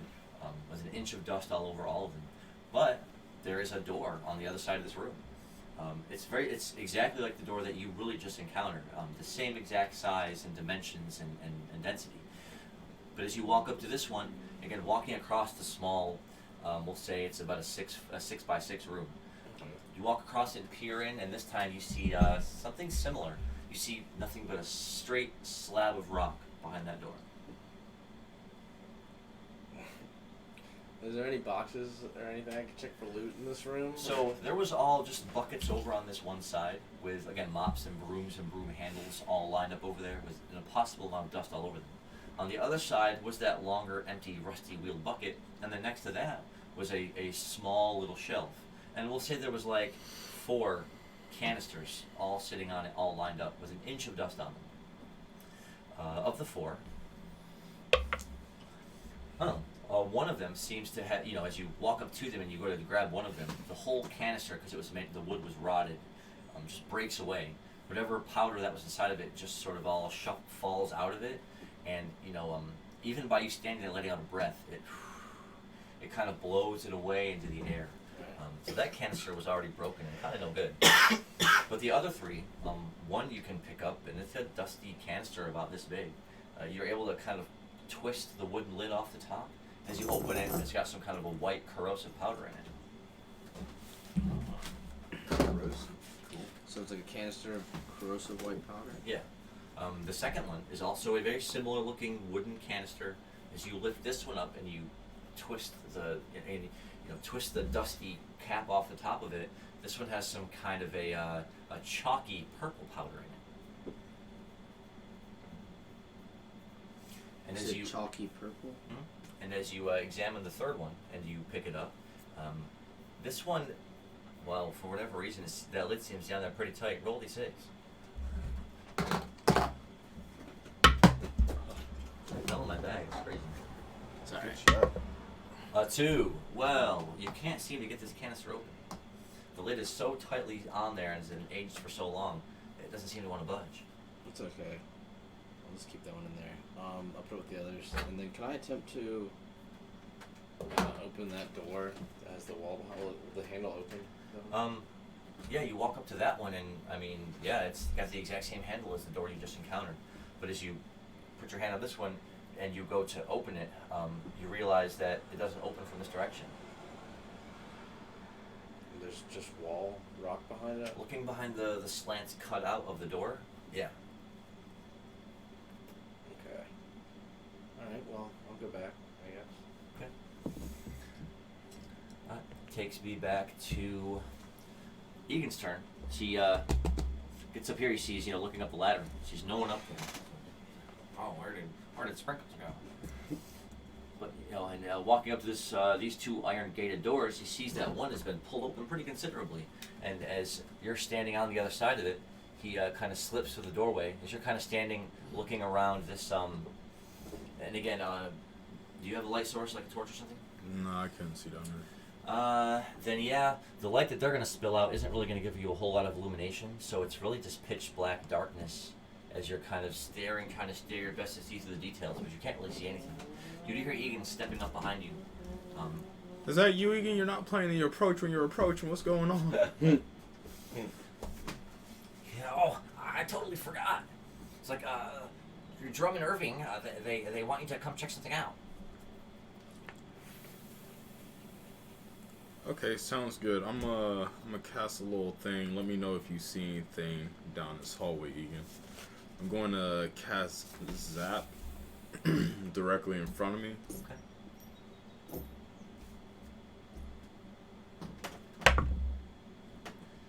2. So there's that moment where when you flick your hand out in front of you, the whole corridor illuminates in that brief moment when a small little zzz of electrical magic jolts down in front of you, striking the stone about 8 feet in front of you. Egan kind of jolts back a little bit from the surprise.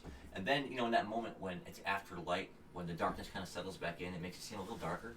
You're almost plunged back into almost more of a darkness after the zap. But you definitely noticed something that it was a long corridor, and there were like iron doors. 1, 2, 3, 4, 5, 6, going all the way down.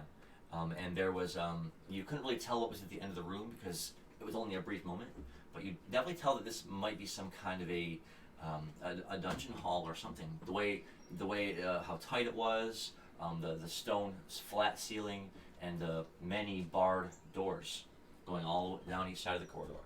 Alright. I tell Egan wait here by these doors while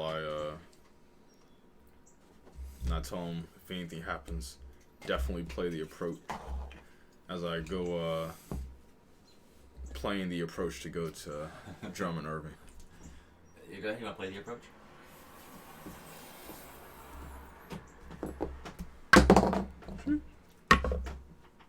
A 4.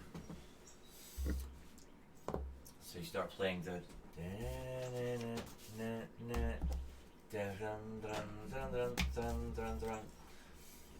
so you head back across this room and head back towards where Irving and Drum had just, they had caught that strange section or piece of bone, and Drum was kind of looking at it at the end of the line.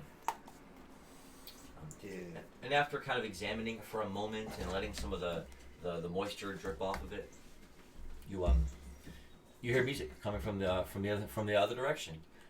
Thrum thrum thrum thrum thrum thrum thrum thrum thrum thrum. Slowly becomes bounding in, playing a tune. And as you bound up to them, you see that they're right there up against the lip of this long, wet, damp sewer corridor, looking out over the, what was it, like waist high sewage water. They're holding something up in a fishing rod. As you bound closer, it looks Have like you boys been fishing in this dump? Yes. Of course. Expected. Is it a bad thing to have that expected? Is the sewer biting? Well, I mean, we kind of need you to tell us, like, could you analyze the stuff that we've been catching? Give it an old Professor Slippums. Yeah. So the first thing that they caught just seems to be a hunk of wet, molded rags that seems to have been caught up in some animal refuse or something. Maybe it was human refuse. It's hard to tell where it came from, but it's poop. I take my dagger and stab through it, and then I flick it off the dagger back into the water. Yeah, and as soon as you do, it's that splotching sound as it hits the water. I got my fish. Yeah, and even the blade, the metal of your blade now is brown and tarnished looking. I'll throw the dagger in there too. Wait. I was gonna say you can keep that and give somebody a hell of an infection. I have a skill that does infections. You gotta throw it in for the next warriors to find. Or step on. Oh, it's, they're casting it in the water. Sploosh. Alright, what else y'all got? I hope it ain't as bad as the first one. So the second thing that they hold in front of you, still dangling from the fishing line, wrapped in a little bit of nasty, wet cloth, is a thick bit of bone. It's long, about this long. And you can tell by looking at it that's the vertebrae of some animal. Oh. I pull it off the fishing line and I shake it a little bit. Is the spine staying together? Yeah. The rag and all that stuff falls off of it as you shake it away, leaving about this chunk piece of thick vertebrae bone.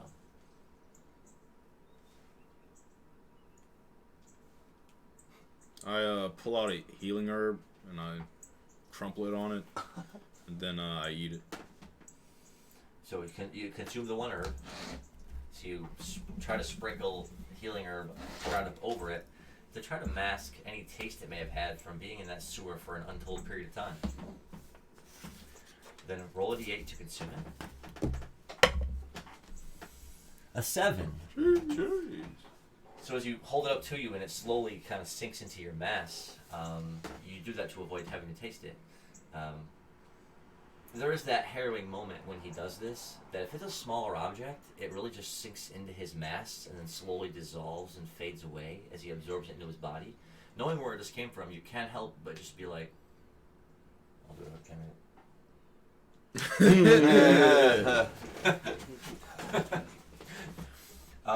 And because of how worn away it was, but there was enough, I guess, of the animal's material there where you'll get a 1-a-day predate move. This animal, yeah. So I'll give you a, oh, well, it is 1 a day. It's funny. What a move. If it tastes that shitty, it should be 2 a day.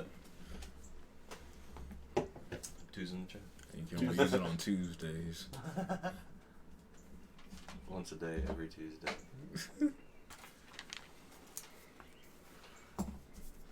Oh. So you feel like it was definitely some kind of a amphibious reptile that it must have belonged to.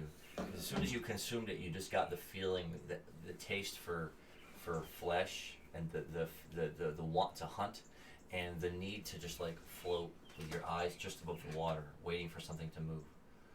Well, based on what I just said, y'all are pretty close to catching a sewer croc. See, I was gonna say let's keep on. So with that diagnosis, we have to keep going.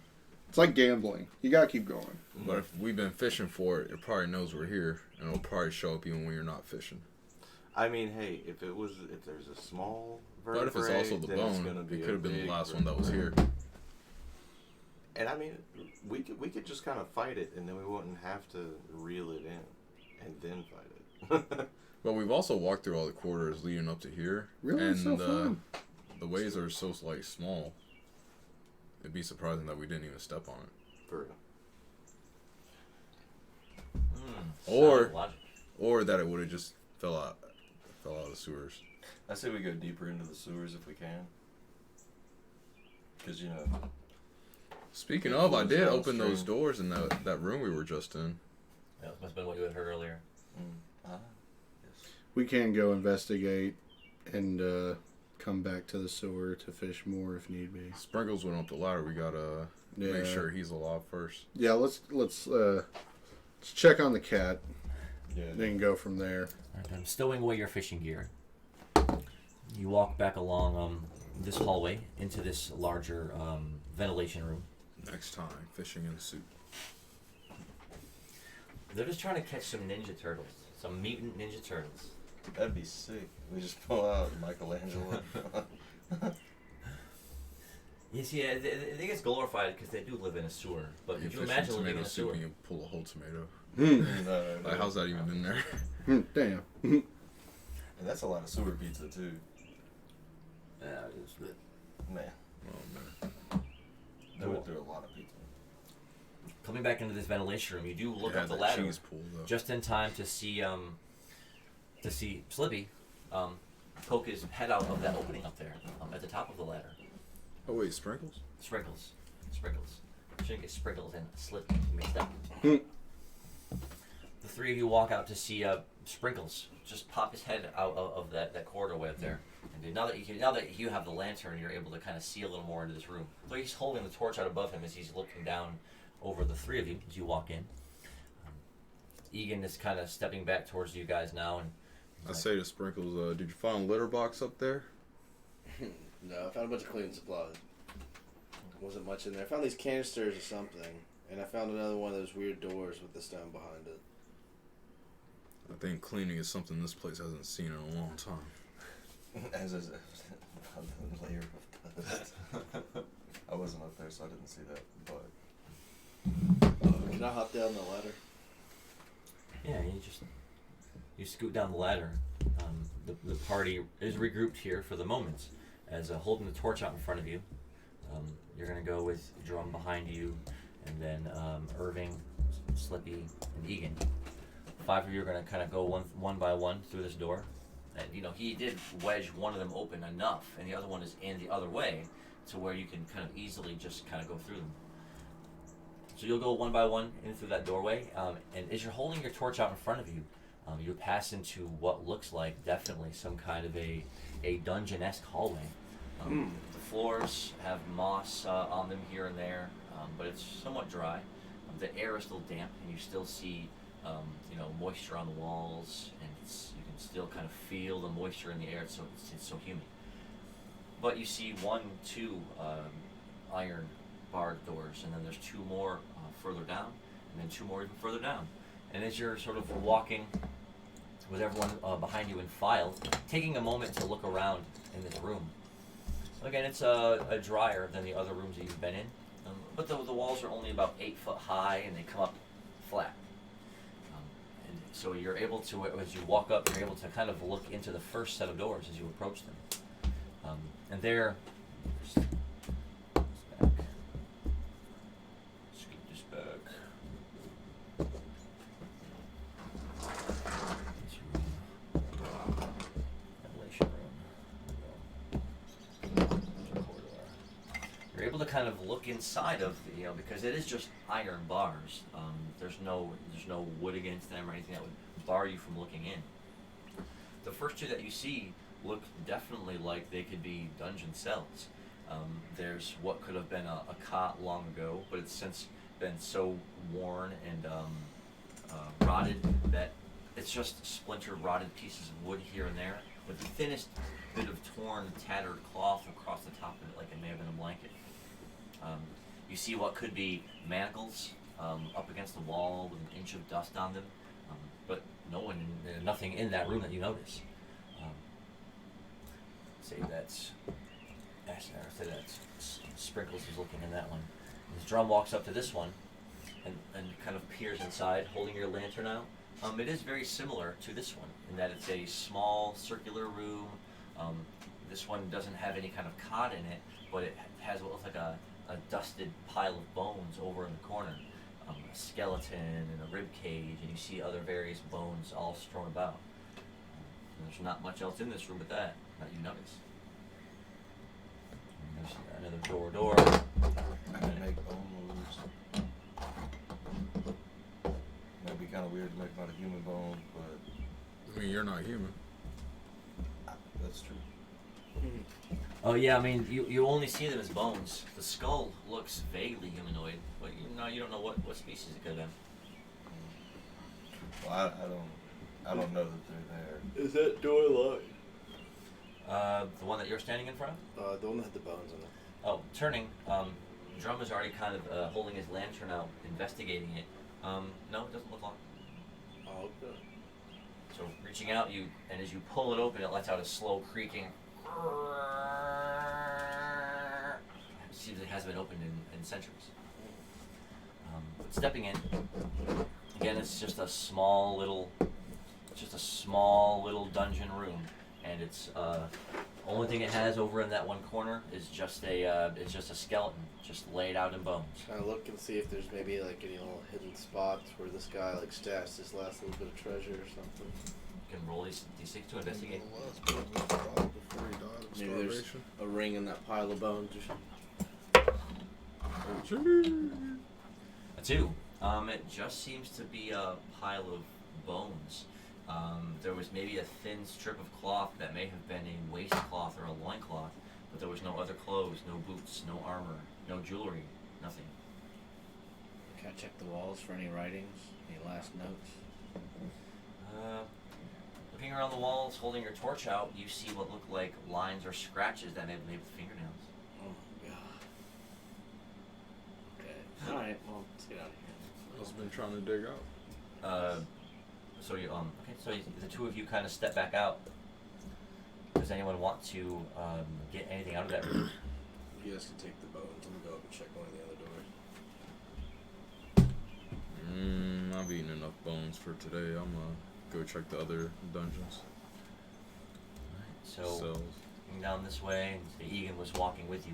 Yeah, they went in, and you walked past, and Irving was kind of standing out in the middle of the corridor, just listening to things and waiting. So stepping back out, Egan and Slippy have already moved down this way towards these 2 doors. And I thought I had 6 in this room, but I only have 4. 1, 2, 3, 4. So there are 2 more, and then as you move closer and closer, you can see by the spilling of the torchlight behind you that it does come to a wall, and there is a the wall itself looks to be different than the walls of the doors, or even the walls set around the doors and the floor. It looks like heavy bit of crumbled rock piled on top of each other here at the end of this hallway. But you're able to, as Sprinkles comes out of this room and he draws closer to you with his torch out, you're able to get a better look inside of each of these dungeon rooms. As Egan kind of peeks his head into this one and looks around, the first thing that he notices is what looks like there's a skeleton hanging from what looked like the manacles there all the way up against the wall, and you see that there was a pile of something with an inch of dust over it, and you can see spiders skittering along the walls, and you can hear the chittering of a mouse perhaps scurrying around in there as Egan kind of peers in. The one that you're looking through, that one, you see this one actually does have a bit of a bed or a cot. It's been rotted and worn, but you can still see where it's kind of standing up about 8 inches off the ground, and there's the thinnest bit of a wisp of a dusty cloth draped over it. You don't see anything else in the room that catches your attention. Okay, I'll keep moving down to the end of the hallway. As you get down to the end of this hallway, Egan is going to reach over and grab this door and try to swing it open. A 6. And a 5. Wow. Grabbing both handles of both bars, he pulls it open, letting out a loud creaking sound. He's going to step inside. I'm going to say Sprinkles is drawing closer enough now to spill light. What character development? He's just gaining sentience out of nowhere. Yeah, he's just like, oh wait, I can do what I want. They're doing what they want. Yeah, you guys are all set to kind of do your own thing, and he was up there investigating with you. Way to go, Egan. So he's going to walk in and kind of creep slowly up to the skeleton hanging up against the wall.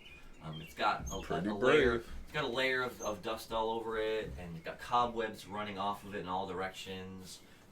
It's just getting closer and closer, peering up at the skull, kind of getting closer and closer. Just then, like a big, thick, black, bulbous spider comes crawling out of the eye socket across the skull. Egan lets out a staggering backwards, he trips over his own feet, and falling out of the doorway, he lands on his back in the hallway right in front of him. Boom. I ask Egan if he walks much. I'm gonna audibly laugh. Did Ian get hurt in the fall? Just dunking on him. He was just really surprised, and then he landed. He heard the chortling of a bird laughing behind him, and he heard, "This is the first time getting your legs." I go to help him up, and then as I'm helping him up, I'll let him go, so he falls again. I'm going to pick him up halfway, and you're like, "I slipped." Got him! Double finger guns, cause I'm slippy. I go to help him up for real this time. Yeah, laying on his back again, he's just like, but yeah, as you help him up to his feet again, he looks a little embarrassed that he got startled by something so easily. He said, "What's a big spider?" Oh, you got a decent sized dagger to attack it with. It startled me. You should try and tame it, Egan. He's like, "I don't think I like spiders." Well, that's a good way of getting over that fear. Yeah. If you tamed them, then they know to stay away from you. Just pet it. See if it likes it. He waving his dagger at it, he says, "Oh, I'm not gonna go back in there." That makes sense. I wouldn't either. Okay. We've got bad experiences with spiders. Will anybody else check out either of these rooms, or will you examine the wall at the end? I'll read the room on the wall, and then. Okay. Read the room. I'll check out one of the extra rooms. A 7. So standing back a little bit, looking at the wall itself, it's made out of a different rock, and it's not even a thick slab. It's lots of smaller boulder-like pieces that are all crumpled up here in a pile, seemingly in front of the end of this hallway. But because you did read the room, and you kind of stepping back a little bit, kind of examining the wall itself, are you going to go into the room on your right or the one on your left? I'll go to the one on the left. And so and he's kind of looking around, and Egan's back up against the wall here.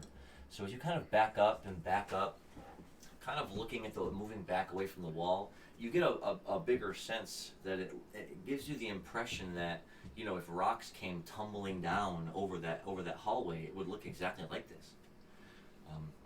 But also as you back up, your foot grazes over something. Looking down, it's like a manhole cover. It's right set into the floor itself. But now that you look at it and move your bottom part of your body over it, you see lines, you know, circular line coming all the way around. It's big. It's about this big. But yeah, it seems to be like a sewer-esque cover. I ask Irving to help me try to remove this cover. Yeah, dude, I got you. So yeah, explaining to him that there's some kind of a circular plate cover at your feet. You're like, oh, so you kind of sit on all fours and start moving your hands around, running them along the smooth, guided lines of the floor. And you feel some moss over here against the wall, and it's sort of damp. But you eventually feel a line, and so as you start running your hands over it, you definitely feel that there's a circle impressioned into the ground, which he's describing as some kind of a plate or a cover. So you're gonna have to try to, as you're running your hands over it, you don't really feel anything you can put your fingers in. So it's just like a circle with any kind of leverage at all? There's dirt and grime all over the floor, and so it's really hard to tell unless you got to scraping the floor.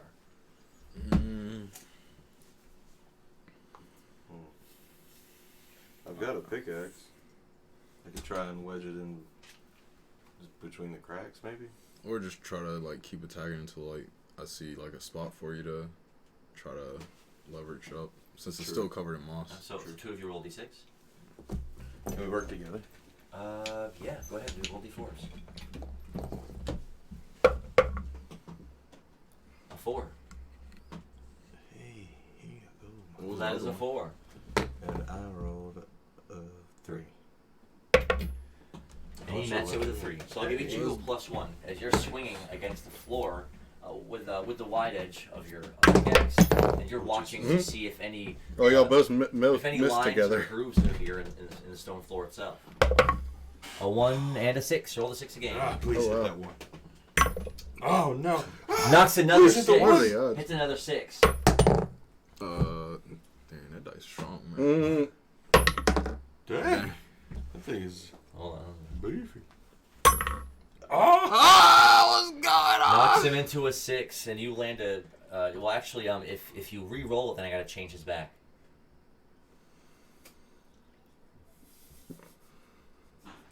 I mean, Can he do the I have reroll to and knock reroll them so I can in? knock it in. If yours doesn't fall, then it won't count. Yo, This is ridiculous. Those metal dice are crazy. He hit it. It went off the top. Couldn't knock it in. But the two of you each did get a 6 then for your rolls. And so as you reel back and you ting against the ground, you're not sure if you hit the plate or not. But you definitely feel the vibration from the impact going all the way up your arms into your shoulders. Boom. That sucks. I know that is. You reel it back, and this time you bang again. It definitely almost lets off a spark as he hits the floor violently with the pickaxe. This time he let out a scrape, into the mold of the grime of the floor itself. And now this time it did reveal a tiny hole, like this big around, that may be part of what you would have to use to get the cover off. It's got grime encrusted in it, and after you've been moving your hands around it, you definitely have found where the whole circle is. So you've definitely kind of felt around to identify that. And then towards the bottom, there's a hole, maybe about this big, stuffed with dirt. I tell him to use the pickaxe to dig out that grime in the hole, and I'll also guide the pickaxe. While he's swinging it? No. While it's closer to the ground, and then he can put it in there and then like try to crank it. Yeah. Roll d6s again. Can we work together again? For this one, no. You Yes, said to work together. A 4 and a 3. So, sort of guiding him to where the spot is, you put your weight into the pickaxe, sort of grinding it into that hole and twisting it around, pushing in and pushing out a lot of the dirt. Do that for more than a couple seconds, so that we finally are able to jerk and pull it back out. Yeah, the hole is there now. You can definitely see the hole in the cover. Okay. That's what we need to get leverage on, lift up, but the pickaxe might still be able to do it if we can get it all the way through it. Okay. Can I just keep working with it until it gets all the way in there to Roll another be able to d6. yank it up? 3. So we'll take you at the beginning of the next turn at least. I will do. And this was the room that Slippy had looked in from the outside and didn't walk into. But the doors are dusty and rusted, but Drum is easily able to push the grated door in to the dungeon room. And the only thing in here, against the rounded room with the curved, set, dark gray stone walls, is a thin, frail-looking cot, maybe 8 inches above the ground. The wooden pegs that make the legs look rotted, worn, and leaning. The thinnest waif of a dusty, molded cloth across the top of it. But does it have potential to be a good cot one day? It was maybe a good cot one day. I'll leave it be then. Okay, I'll go investigate the other room. Okay, backing up and walking into this room.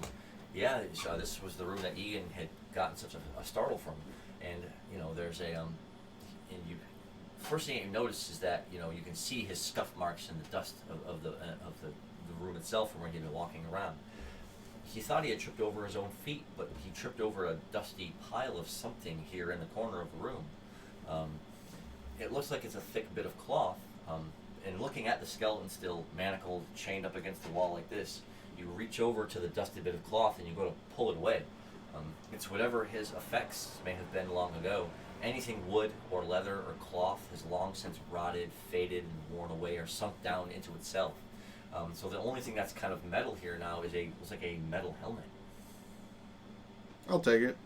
So picking it up, it's one of those helmets that has like an insignia or something, like a little V plate coming off the top of it. And it's just a simple we'll say it's a simple iron helmet. Cool. You're not gonna put it back in the guy that died. I guess I should, huh? That'd be pretty moral. I mean, I don't know. I'll what put their the helmet traditions back on the fella who died. So roll a d6. What kind of helmet is It's a simple, Iron helmet. Is that what I said? Simple iron helmet. iron helmet. Do you want it? it? Yeah. Okay, I'll give it to him then. Loot. Simple It doesn't- iron helmet. Yeah. It doesn't have a spot for your ears. Well, do you though. think Egan can wear it? Egan could, if Egan wants it, he could use some armor. Ask Egan if he thinks it will look better on him or on the dead person or him. Egan, do you think it'd look better on you or the corpse? Egan doesn't want it. I'm taking it. He, as you're holding the helmet out towards him, he does take it for a moment, looking inside of it for a moment to make sure there's nothing crawling around in there. Smart. Yeah, that's He then, blows some of the dust off of it and sort of just sets it over his head like this, if it's well. He sort of turns his head one way or the other, and it's got, that a mark at the top, and it comes around like this, so his face is open in it, but it's iron protection over the top of his head and behind him. He kind of looks at it and shrugs. It fits. You should give him a slap on the head, make sure it works. yeah. I'll give him a little right up the ping. There you go. That's a better noise. Ping. I'll air snap him. Because he was back here leaning up against the wall. You tap and his head goes ta-ting up against the wall. He just kind of shakes his head, looks at you and goes, I'm fine. Nice. So yeah, put that in his Good equipment. man. Iron helmet.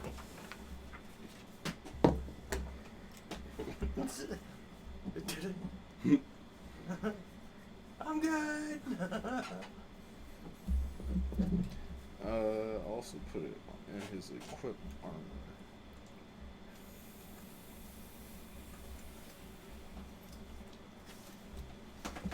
That way, in case there's a cave in, we can't say he wasn't following OSHA regulations. What are y'all doing dungeoneering with a child? He had a hard Ma'am, hat he's on. safe. Calm down. Yeah, he signed a waiver with his own spit. We have his DNA. Proof of So, contract. as everyone was investigating the rooms, it comes down to Sprinkle's turn. They were investigating the wall for a bit. They found a bit of a cover there that they're working on getting up. And then Drum and Egan were investigating the rooms here at the end. Yeah, they've already checked all these rooms. There's only one room that hadn't been checked, has it? No one ever went in this room. Oh, right. 1, 2, so they're a little further apart. Well, I thought we did check the first two. Yeah, I rooms. thought so too. I don't remember. It was the last two that I were turned around unchecked. and looked at the door you were looking at, and Oh yeah, they both went into the same room. That's what it was. So you can walk back this way, and you have to kind of step around where Slippy is kind of looking right over Irving as he's kind of trying to wedge a pickaxe into the floor somehow, like trying to find a spot to get it in. And walking around him, you walk over to this iron-gated door, and you're easily able to grab the bars, and with a bit of a grating sound at first, you know, you're able to finally push it in. Walking in, holding your torch out in front of you.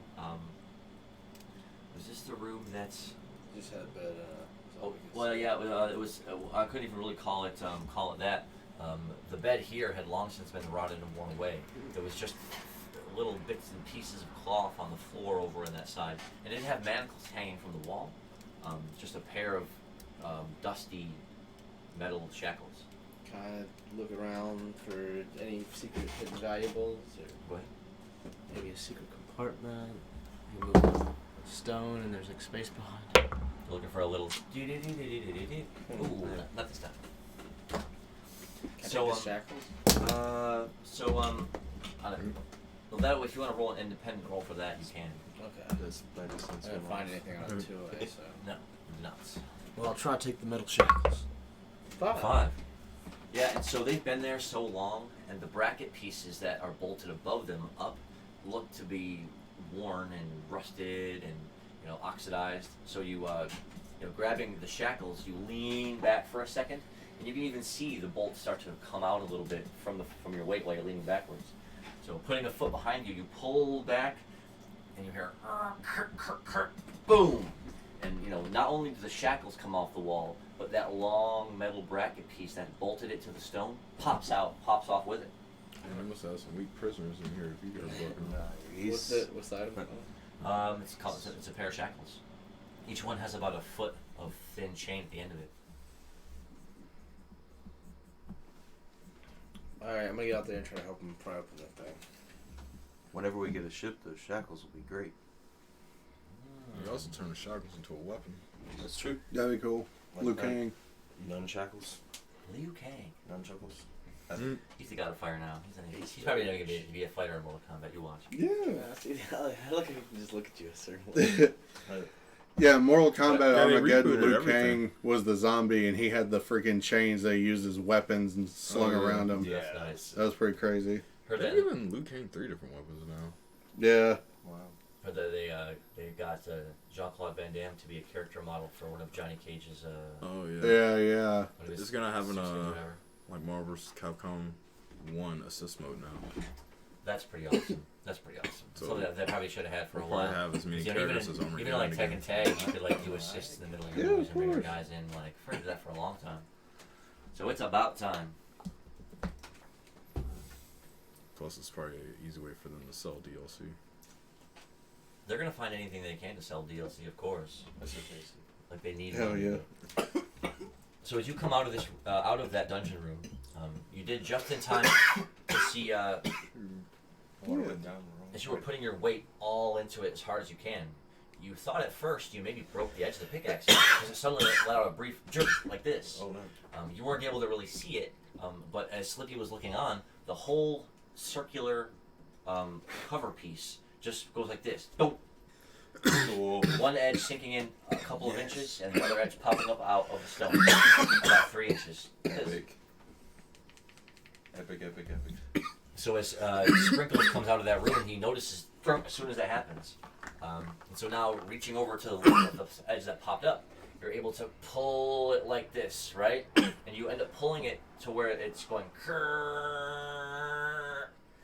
And as soon as you get it up to where it's straight up like this, it suddenly just falls in. You hear clang, clang, clang, clang, clang, clang, clang, sploosh of water. I was gonna use that as a shield. Everybody, be careful if you come over here. I think I just made a big hole in the floor. So Where's it at? Can you let us know so we can see it? It's over here in this area where I am. It's right there. So as Sprinkles Points to the floor Sprinkles behind Sprinkles holds the torch down into it, you see that it is just a sewer-like passageway that leads straight down. Can I It's see the bottom of it? you can't see the bottom, but you notice another rusted, wiry ladder up against one of the sides. Can I take out like just a little? I have like a bunch of kindling and other. Can I take out something and light it on fire, like a stick, and then just drop it to see? Yeah, roll d6. 6. That is a Nice. 6. Roll it again. Roll sixes around here.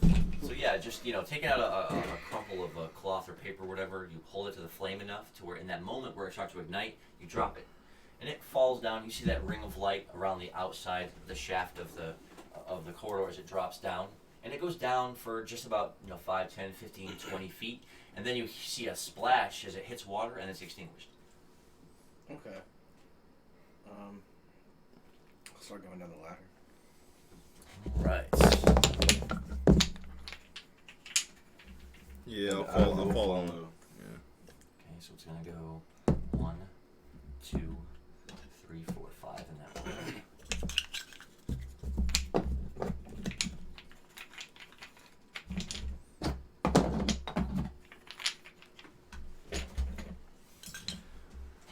So as you go legs first down the rungs of the ladder, it's about this big around as you're kind of going down it, and the walls are slick with mildew and mold and grime and dirt, and it's just damp and it's wet as you're scaling down on the ladder. Okay. And you get down, again about maybe 12 feet, and then you realize that it's about a drop of about 5 or 6 feet, and you're gonna have to drop down into the water. Can I tie a rope to the bottom rung? You have rope? Yeah, I have a lot. Okay. So while you're standing on the rung of the ladder, you have to take your hand, pulling out your rope, Yeah. coiling it around the bottom rung, and then you'll have to kind of put your other foot out against the other side to get both hands free. Roll a d6 for that. The walls are slick. I have good agility. Oh. As soon as you put your foot up against it, it seems like it's going to stay there for a moment. Yeah. And as soon as you get the rope, in your hands to start tying it, you feel that foot start to slip. So in that moment where you're about to tie the rope, your foot drops and you go dropping down. I'll Reach out. attempt to. Yeah. But you were directly above him. So do you want to roll, reach out, and grab the rope, or do you want to roll, reach out, and catch and try to grab Slippy above you? You're already starting to drop. So did I tie the rope? You made one tie where you looped it through once and tied it. You didn't have time to make a knot before your foot slipped. Okay, I'll just grab the rope and slide down it because I'm gonna land in water. It's not gonna be that much of an impact on the rope. Roll d6. 5. Nice. So, yeah, as you drop down, you grab the rope for just a second, and it burns against the inside of your paws as you grab it, and you're stopped short. But as you're swinging now just about 2 feet above the water, allowing you while you're hanging there to kind of look around at the room in front of and behind you. And it looks similar to the sewers that you had encountered right when you came in. It's got that same grimy, green, mossy, slimy, rounded walls. Holding your torch out, while you're hanging out with both hands, you're gonna use a hand to hold the torch out. It does go down in this direction, and then it looks like it's a solid wall made out of set stone at that end. But looking down that way, you can see that it maybe comes down to an opening down there, another lip where you can stand on it. Okay. That's down maybe 40 or 50 feet. I'm gonna let myself down. All right. As soon as you let go, and you're not sure how deep the water is. I was gonna try to slide a little bit You can let myself slowly shuffle down to where you can only drop about 2 or 3 feet. So as soon as you do, you splash into water and you land, and it's just up to about your shin. Okay.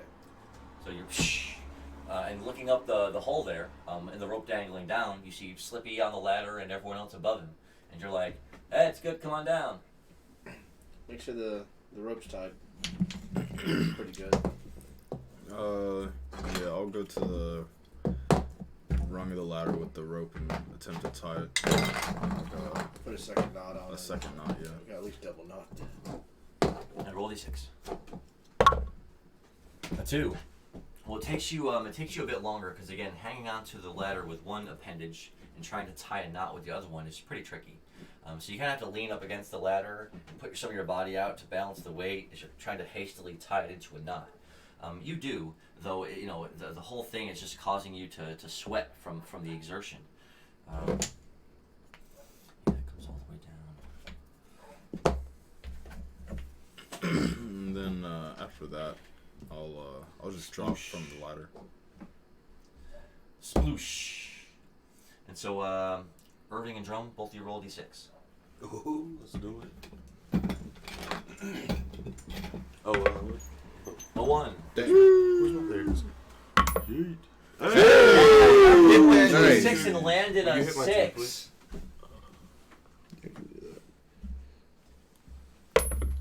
Into a 4. Hey. I'll take a 4 over a 2. Wow, let's go. Nice. So, Drum, you get down to where you can kind of see them down there at the bottom as it opens up in the water they're standing in. So just letting go of the ladder, you do a jackknife and as soon as you land on your feet, splash. You landed from a lot higher. So as soon as they were getting to walk on a little bit, and you splash, causing a big ripple of that sewage water to splash all over the back of Sprinkles and Slippy from where you landed. Splashed on them. Nice. Very Splat. good. And then Irving comes dropping down the same way. But as soon as you leave the passageway, and as soon as you're in that room, your wings flap out for a moment, and so as soon as instead of falling harshly on your feet, you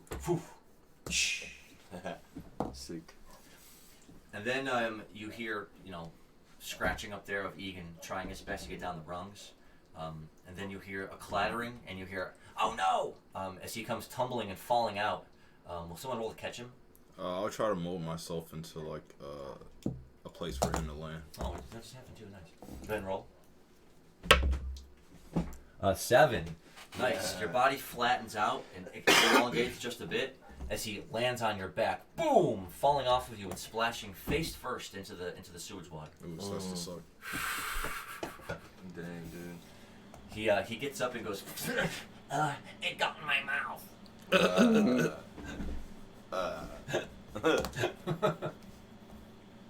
Poor guy. So now the 5 of you with your torch and your lantern alight. I have Egan eat one of his fruit fusions. That's what I called them, the dried fruit assortments from the place we got them from. You get that taste out of his mouth, right? And then a healing herb to make sure he's not infected.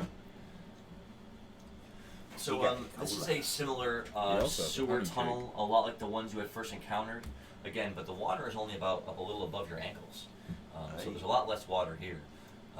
You can see water dripping from the ceilings here and there, and grime and moss and mold going up the sides. As turning behind you, torches a light looking back in this direction. It goes back, and then it just arrives at a nicely cut set stone wall right there. And going in this direction, as you hold your torch out, and you're splashing along this way, it comes to an opening here.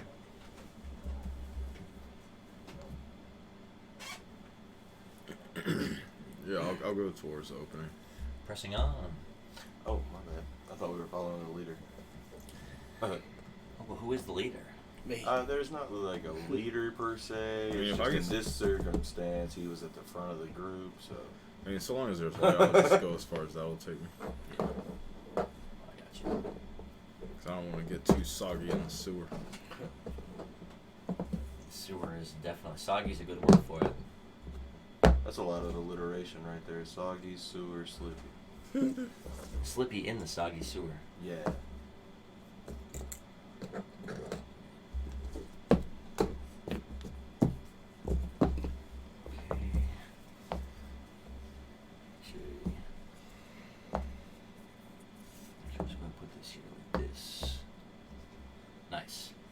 So as the five of you walk into this room, you immediately, the whole wide room is out in front of you, and this is the biggest kind of room-like room that you've seen so far. And this whole thing, it's been tunnels and corridors and smaller rooms up until this point. But from this passageway, it widens out into a large rectangular room. You notice that there seems to be a big section in the middle to where it seems to be like black, mucky, sewagey water. But around the outside of it, there's about 8 feet of perimeter walkway where you could easily just walk around it. So as the five of you kind of all walk into it, though, and you're kind of looking around, and we'll say I can actually make the perimeter of the water. All my Jengas combined. Say it goes like this, and give me some of these. And it's like this where it's all water, and you can kind of walk around this way or walk around that way. The walls themselves are high, with a flat ceiling to it, with moss and stuff and ick kind of dripping off of it, hanging down in some spots. So everyone sort of takes in the scene of the room. Oh man, that wasn't even a jingle bell. Right, this is all just black, nasty, filthy water. So as everyone is kind of taking stock of the room and everything, you all of a sudden just see the rippling along the surface of the water here. Just for a moment, was it something that fell from the ceiling perhaps, or was it you walking in? It's hard to tell at first, but then, a little more motion trembling along the surface of it. As you're kind of stepping closer, just holding the torch out, suddenly, in a flurry, all of a sudden these big, huge, black, what must be snake-like creatures, one comes up out of the top of it, and they're this big around, and as it's slithering out towards you, it doesn't seem to have an end at first, but as it finally kind of comes out and is just slithering towards you along the ground, leaving a slimy trail a bit behind it, it just seems to be a long, black, thick sewer serpent. I kind of zap at it. Hang on. As soon as that one comes out and starts going towards you, and everyone is taking a moment to like ready weapons and prepare spells and make their actions, all of a sudden, another one and another one and another one, as they all just start bubbling up out of this water, all along the edges, as they all begin to come out in an attempt. And then this, Maybe they just want to talk. They're this big around. There's a word guy. Maybe they just want to talk. I doubt it. Maybe they just want to bite. As they all come slithering up out of that dark, nasty water, and they all begin making their slithering motions and ambling towards you, we're going to take a quick intermission here. We're at the 2-hour mark. Drink your drinks. Y'all get up, take a walk, take a stretch. Take a necessities break. We're going to do the same. And when we come back, our warriors are going to try their best to subdue these sewer serpents. I cast Cry. Yeah. I want to work together on that. Nice. We'll be right back, y'all. That would be a cool song to get, the Cry the Lullaby. Yeah. Or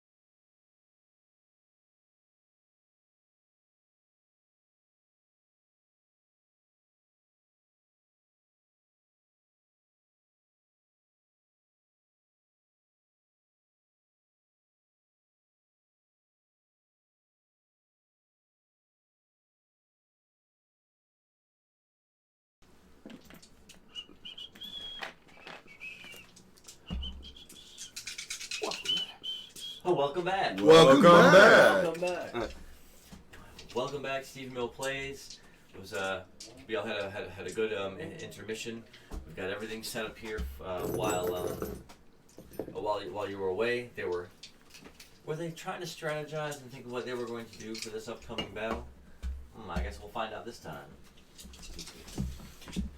So these sewer serpents, we'll call them, are easily this big around, and they seem to be like between 6 and 8 feet long each one. And so, the first one came just up out of the water straight at you. With the other ones, as soon as that one did, breaking out of the dark water one by one, you see at least 4 of them. They're all wriggling out of this water section in the middle, all kind of running towards you. Running's not really the best word, but they're definitely slithering towards you. I'm gonna use my. I'm gonna play Inspiring Blast. Huh. Gonna let out Inspiring Blast. Well, you were as far as people as were coming into the room, you guys all entered really like this. 1, 2, 3, 4, 5. So you're kind of in this formation. The room itself. Oh, okay. I guess I should be a little more angularly accurate here. There we go.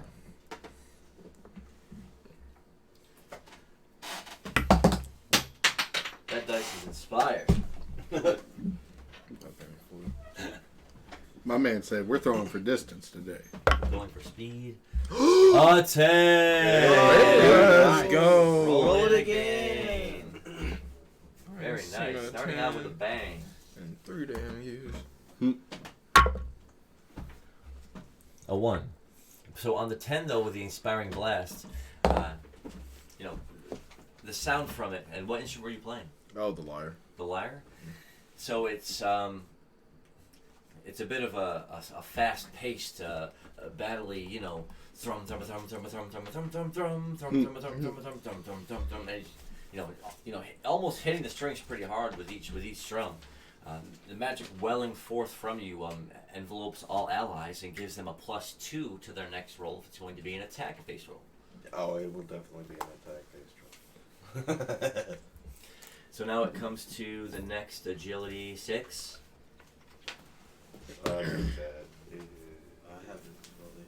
I have agility 7. Oh, well, and then it comes to the next agility 7. Hey. He's fast as fluff, boy. Yeah. I'm gonna try out my new ability. I'm gonna do a raving roundhouse. I'm gonna actually do. I'm gonna do 3 raving roundhouses. So you're for 9 AP. So you're gonna have to because there's about 15 feet. You're at the back of the wall. So you have some distance to cover before you can be close enough to do the move. Okay. So you may not be able to get 3 off because you have to do at least 1 distance movement roll first. Okay. All right. I got you. Give me a 6. It's in the 2. That is a 2. So diving forward, you come to a roll, and as you're coming up, I mean, you can feel it, you can hear it. It's heavy motion as a serpent drags its body along the ground. You can hear that sandpapery motion of it gliding across the stone towards you. So you know right where it's at. So you can go ahead and roll for the first raving roundhouse. I'm sorry, I keep laughing. I just keep picturing those birds that like stomp out snakes. 1d8.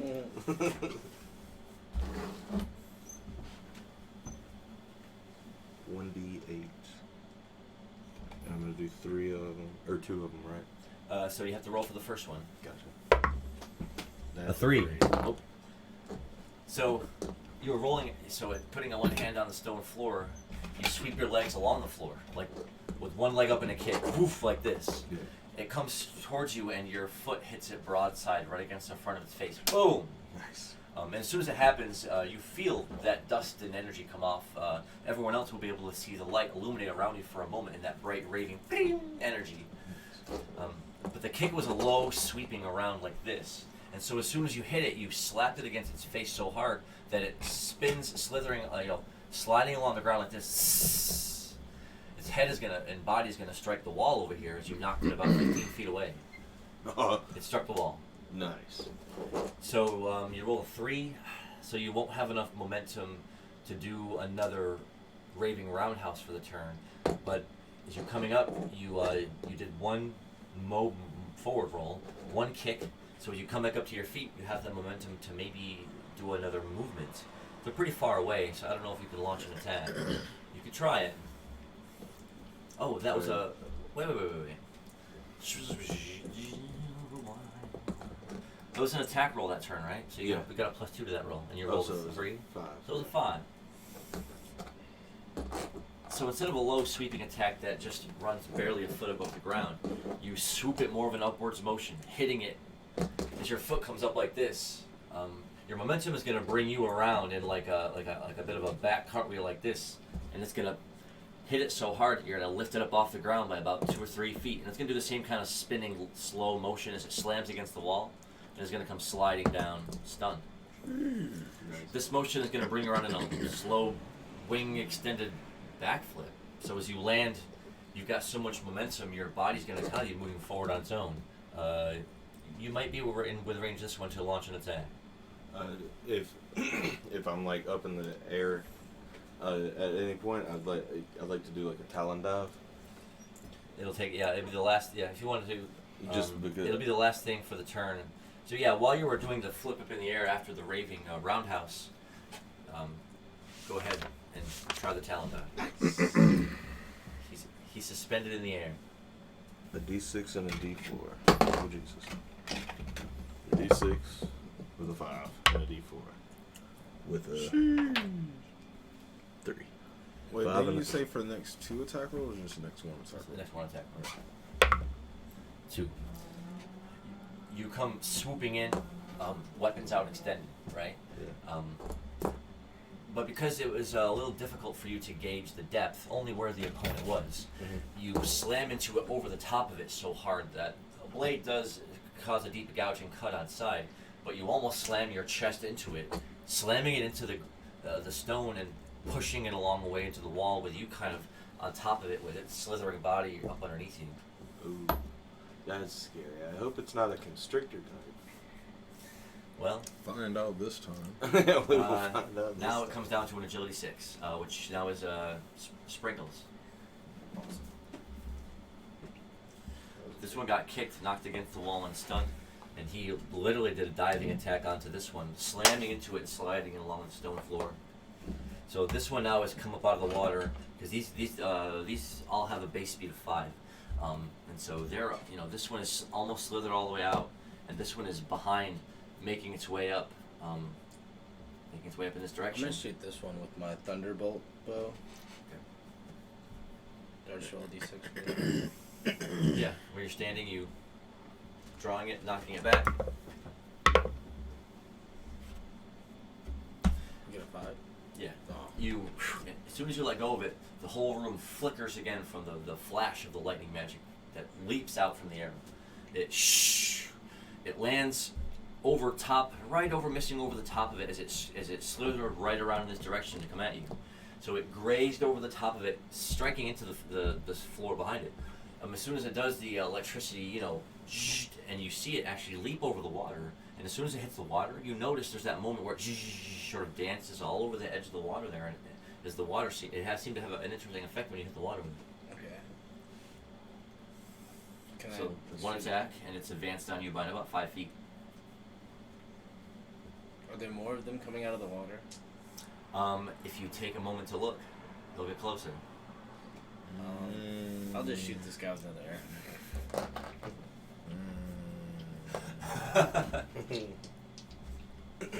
I mean, you said go in the water as if there was an opportunity for fishing. Seems like this battle's a distraction. 6, You might catch more. 6, Roll it into my dice. 5. Can I get a 6 assist? Can I get a 6 assist, Stevie Mill? No, I guess I No. can't. Don't give Can me I pull one. out the hand mirror? Oh. Like- Maybe the snake in the mirror, give me the power. So on that, the next arrow that you fire, again, as soon as you let it go, you realize, again, this time it was a little low. As it hits the the stone floor in front of it, causing it to have to dodge around, slithering around that spot with expert quickness and precision. The arrow, again, because the ground is wet and the water is really directly behind it, so much electricity got generated from the shot that when it lands, it crackles in a bit of an effect over the ground around it, over the water, which has a bit of an intensified effect as it ripples and dances across the surface. Because it was so close to the water, the electricity is going to surge around it for just a moment. You see a little spark go off, so its movement has stopped for the turn. Oh, I stopped its movement. Accidentally. Let's go. Nice. And that was 2 shots, so you can move some if you want to. Is this a door? Is this a solid wall? No, yeah, solid wall. Can I just Yeah, back up? straight forward. Yeah. So as you're readying the next bow and kind of drawing yourself back, stepping, you see Drum is already stepping forward. You can already see him rolling up his sleeves like he's about to do something. These two. Will those arrows be recoverable? Yes, no, this one broke. That's what. Oh, this serpent with a 5, slithering over this way past where you're now starting to kind of get your feel. You get your hand around this big one as you landed hard against it. This one's gonna slither past you, coming around this corner and advancing in this direction. It did roll a 5, so it doesn't want to eat you. couldn't move the whole distance.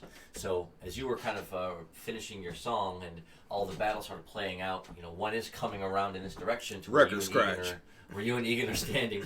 It's not close enough for a reaction yet, but Egan is going to get a turn. Drum's going to get a turn. Is this one going to shake stun? No. And for the one that's all wrapped up in Irving, it is going to attempt right now to almost instinctively.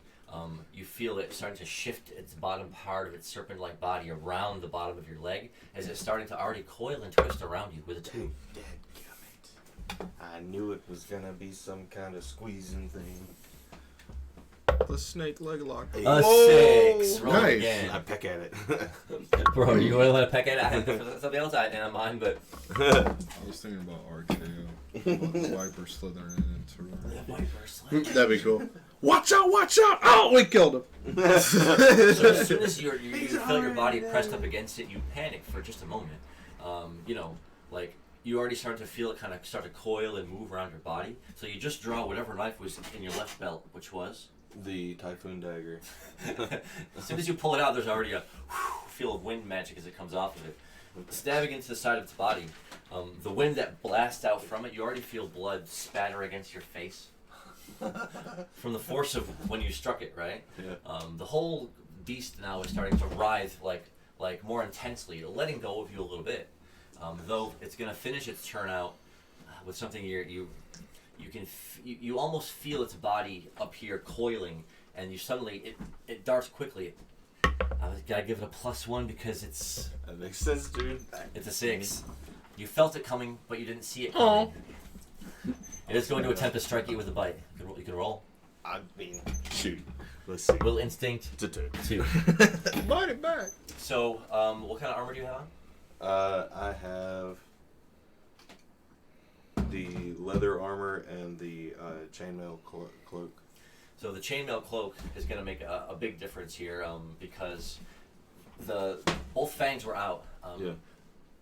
But because its mouth had got so big when it did the strike, it almost landed hard over your shoulder. One of the fangs actually scathing over the top of the cloak. The other one's kind of sinking into your arm. It is 1d4. It's 1d4 damage. Oh, it's 1d4 plus 1 damage. That is 2 plus 1, 3 damage. Do we mean to have on the heist music? Yes. Okay. Make sure. Suspenseful combat music. All right. Now I know where its head is, though, so that's sick. So now, as the turn comes to an end, movement comes around to Drum's turn. Well, what's the status on these here vermin? This one is momentarily stunned and wasn't going to move for the rest of its turn. This one is slithering in ever closer to where Egan and Slippy were preparing to engage it. This one was stunned over here, and this one, you can already see it wraithing around. You then see a blast of wind, and the sakes, all of a sudden its head rears up and latches itself right almost over its shoulder. It looks like he bit him. Ooh. Well, Egan and Slippy, I am sure, Welcome back. have that Welcome one. back. Welcome back. Welcome Welcome back. Sprinkles, my feline friend, what do you say we take our bows and do our dual shot at this guy? He is all the way at the top of the turn order. No, actually, no, he's not. He's somewhere down the top of the next turn order. So I should have mentioned it since I went first. I should have mentioned twin shot first. Oh, that makes sense, yeah. Yeah. I didn't All right, well, then I'll take my bow anyway, and I'll shoot at him with the scorching bow. which one? That one. Scorching Bell. Go ahead. All right, it can't move for the turn, so it rolls a d4 on the reaction. Yeah, I was seeing if I had anything. Yeah, I'll just shoot it. Matches two. A 2, matching 2. Lining it up, as soon as the arrow twangs from the bow, there's a woof and a different kind of light that erupts from a flame magic as opposed to a lightning magic. It's a warm glow, more pale around this area. Woof, it's a slow arc. It does land right in the back of it, along the third kind of section of the back of it, right? It lands in, you hear it. It is, not really, well, I didn't say that invigorated it to move, but now it's almost instinctively flopping and thrashing in this direction. The arrow like this, with smoke rising from it, kind of there in the back of it, kind of sticking right out. Definitely took the shot, Mm-hmm. and but didn't kill it. And it is now rising and sort of shuffling and advancing towards you. Go ahead. I'd like to put away my bow and equip my scimitar. Shing, the ring of steel. And, do I have enough of a turn to, like, swing at it, or should I just, like, prepare? You fired one shot and drew it, so you can do a basic attack on it, or if you want to, like, brace and wait for it. Could I use focus, and then at the beginning of my next turn, do, like, a focused swing at it once it's advanced at me? Yeah, roll for the focus. Alright, cool. 2. So as you kind of take that moment and let out a breath, as it seems to be spastically moving towards you, as if it's, momentarily, like, instinctively trying to get at you. During its next turn, it may be coiled or ready to strike. Mm. So sizing up its movements, you plant one foot behind you, holding your scimitar out like this, eyeing it as it advances. With a 2, you'll get a +1 on your next roll for the start of the turn. Awesome. So now it comes around to Egan. Go ahead.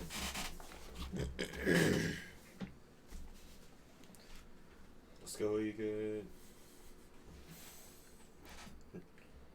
Just on the back, on the back of this snake with a fang in me. Let's go, Egan. Egan is gonna get into this corner over where I'm at. Okay. And since he has 2 daggers, he's gonna behind me cowardly throw one at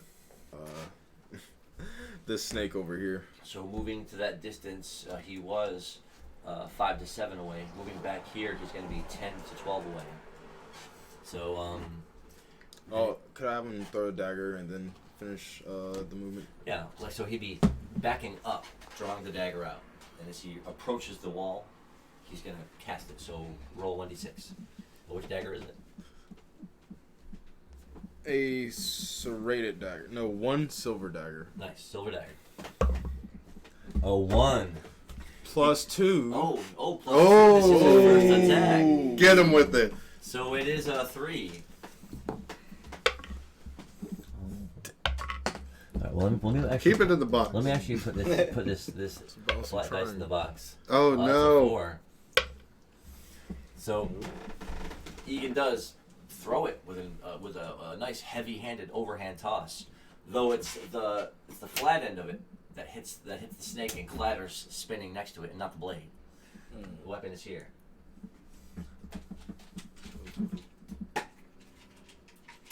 Man. Silver dagger. Well, that's close to me. I'll try to grab that. But he strafes back a little bit and threw a weapon. He can take more action. He's just gonna go over here. Okay, so sliding along the wall, You hear his voice whispering. He's like, "Oh no, I missed. Oh no." It's okay. Just stay over here. Hopefully they'll think someone else threw it. It's like, don't let them eat me, Slippy. Don't let them eat me. Don't worry, I'm the one that eats. Hell yeah. Who eats while singing beats? Good, they get him. So now it comes around to the top of the turn order. That means it is Franch's turn. Now I gotta get my face out of the mirror. It is Irving's turn. Alright, so I'm still in the back of that one thing. So I'm gonna just try to, since I'm already on the back of it still, I know its head's right here. Right. I've got the Typhoon Dagger still. Mm-hmm. I just want to try and go up into it. Nice. And then, if that works out, I'll try and do some more stuff. But still a D6, right? Yeah. 2, no way. They You get hit it for me? Oh, I got a 2. Hey. So because you had stabbed it before, and then it had reeled up and bit you, you know, instead of flipping it around to the other hand position, Yeah. you just kind of like this, try to reach up and rake over it and stab it. Its weight is over on the top of you, and so when you do, it does less of a stab and you more of a grazing cut or a scratch along the top of its head. Because of the angle of the strike. Right. So it did some damage, a scratch or a cut. Go ahead. Alright. Can I equip my Shatter Dagger, which was the other one that I had? Right. You have to sheath this one, and if you draw this one out, it'll be like in that position. Oh, that's right, because this hand is immobilized, basically. Cause I'm Yeah, holding its on weight to the is thing. all on top of you, and so this one had the knife in it. So I Okay. guess if you reach down and grab this one, you could have it up in this hand. But it really couldn't do You anything. could slam yourself into the wall That's true. or the floor. Could I just do... So am I still like laying on top of it, sort of? Its body is under you. Yeah. Yes, some of its body is around this side of you, up over you, and you Okay. can feel the rest of its body down. It was coiled around your leg, but now it's just sort of loosely flopping right next to you. Okay. Could I just try to do like another stab and like flip the Typhoon Dagger around and then go up into the back where I originally knew that its head was, Alright. and then do the Shatter Dagger like down low into try and get it into its body. So gritting your teeth.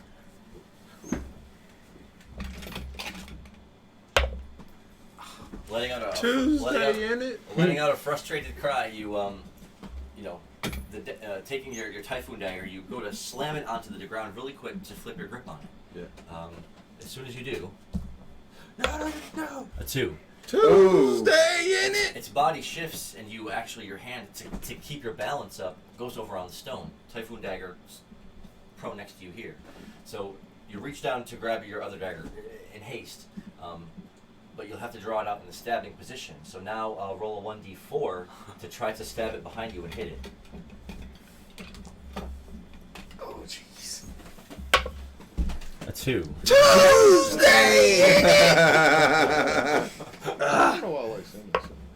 A 2. Oh my lord. You stab once, just sliding past its body. Huh? The earth magic still that ripples Oh, off. British You can comedy. feel it When I radiating was out from the saying attack, even Tuesday though you in really it. missed, and your forearm slaps against the back of the snake. Tuesday. You then reel back and try to stab again, and this time its body shifts hard to this side against the wall, and you swing between you and its body, missing.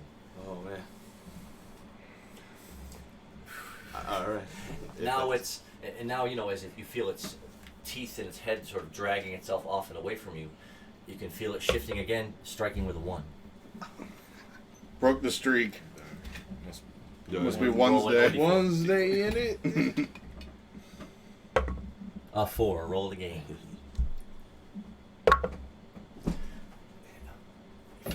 Ducking down low, you feel its head slam over you, hitting the stone. Wrapping your other hand around the back of it now, you press it up against the side of the wall as hard as you can. Yeah. For the moment, you've got your hands and arms right around its neck, with its head thrashing out this way, and its body wiggling out behind you in this direction. You're pushing it with all your weight up against the stone wall. Part of me wanted to say Forest Day in it. Nice. It comes down to agility 6. Can me and him use twin shot? Yes, but this will take up part of your turn later on if you do it now.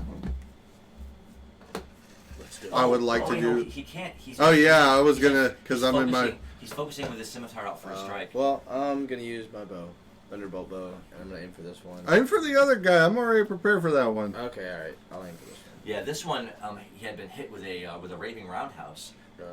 Did this number slamming against the wall. So as his turn was starting, he failed his stun check. So now really he'll be in a position to try to move towards someone when his turn starts. All right, so he can't move. He'll be able to dodge, but depending on his dodges, he may advance or he may not, depending on if you strike him. All right. Let's go. I'm gonna shoot at him.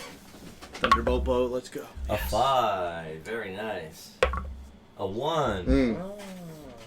He did not move. So this time you take a knee and just kind of line it right up with him, and as soon as you, it's like the ring of light surges out from it. The lightning jolts out in an arcing spray, striking it right early in its head. As soon as as soon as it lands, you see the electricity sort of up the wall and along the side of the stone. It wavers a little bit, like writhing around, and then stops moving. Okay, killed it. You did. Nice. I still have another shot. You do. I guess I'll can I try to hit this one? Uh, Get line of sight yeah. to its head. Yeah, you know, if you shoot at low, you may end up hitting this one. That's okay. Because it is. Alright. Oh, Two stays back on the menu, boys. It looked like it was so funny. 4. Oh my goodness. A 4. Hit my dice. A 4! Dang Let's it! go! All these 4s. Wow. So the attack was going to go low as lightning leapt out from the bow, streaking downward in an arc. It was going to hit this one, but it's, you know, slinking its body out of the way. It was writhing and shaking, but regaining its senses, it wriggles around in a tight arc. The spot where the arrow struck the ground, the arrow splintering, and lightning sort of blasting straight up. It almost arced up towards the ceiling. Racing around with its triple force, it's going to be close enough now to try to launch an attack, lunging itself directly at Drum. But because you're in focus, you get a +1 on your roll. A 1, a 4 +1. Look at that. It does this number, briefly coils its body, and then springs its whole 7-foot length directly towards you. You were already so prepared for it as you bring your scimitar around like this, and you do a straight strike that hits it directly in the center so hard that you actually cut, bisecting it, half of its body, Oh my all gosh. 4 feet. Nice. But not the whole thing. So it all just flops over under your scimitar. Oh hell yeah! One strike. That is so metal. So then, that was that'll be the end of your turn. Because you did 2 shots. Well, if you want to do movement, yeah, I guess you can move movement. Yeah, I'll come around over to this one to help close in on the circle. As far as how far? Oh yeah, that's Roll d6. okay. Oh, 5. Okay, put you here. Alright. So now stepping up around, you can already see where Drum is pulling the scimitar out of the. Again, it's like snake body, and then the top half is all flayed apart like this into cleanly cut pieces. You're drawing it out as you're kind of already stepping around him, watching this one as it's preparing to advance on where seemingly where Slippy is standing. Though you've noticed that coming out of the back here were 2 more. Seemed that they had all sort of come out at different areas kind of at the same time. And the first wave really all hit you at the same time. Think about 2 turns passing. I mean, it's about, in this game it was probably maybe a minute. Should have shot the one. Maybe that's also why you I'll can't. still do that next. Nice. So now it comes down to agility 5s. Oh, wait, I have Oh, wait, agility. oh yes, of course. Because you just went as Egan, so I thought you went. But Slippy, this one here seems to have an eye for where you're seemingly perched in the corner, with Egan trembling behind you. And so it's now doing that slithering in motion where it's preparing itself to coil up and strike. Go ahead.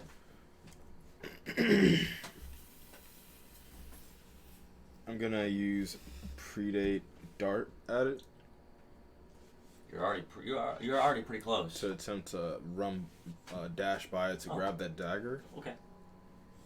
Go ahead.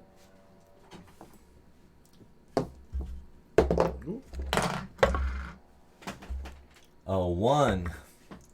Well, because it is only about 6 feet away, the dart, as you do one long bound, you're able to land right next to where the dagger is at, to where you can stoop down and grab it. Egan Can I equip immediately it as soon lets as I out. grab it? Egan immediately lets out a shriek, hurling a random dagger from his inventory. Roll d6. Egan rolls a 5. Select one dagger at random from his inventory. The other silver dagger. As soon as you jumped out of the way and clear, there was nothing between him and the serpent. He let out a faint.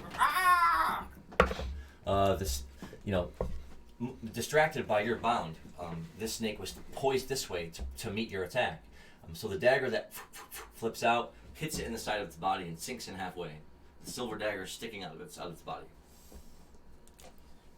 He landed the attack. Can I equip the dagger that's in the snake? It's on this side, so it's not really close enough. But you are able to. It's right there. Grab it. The other silver dagger that would have been fallen. So you have that. I'll equip that.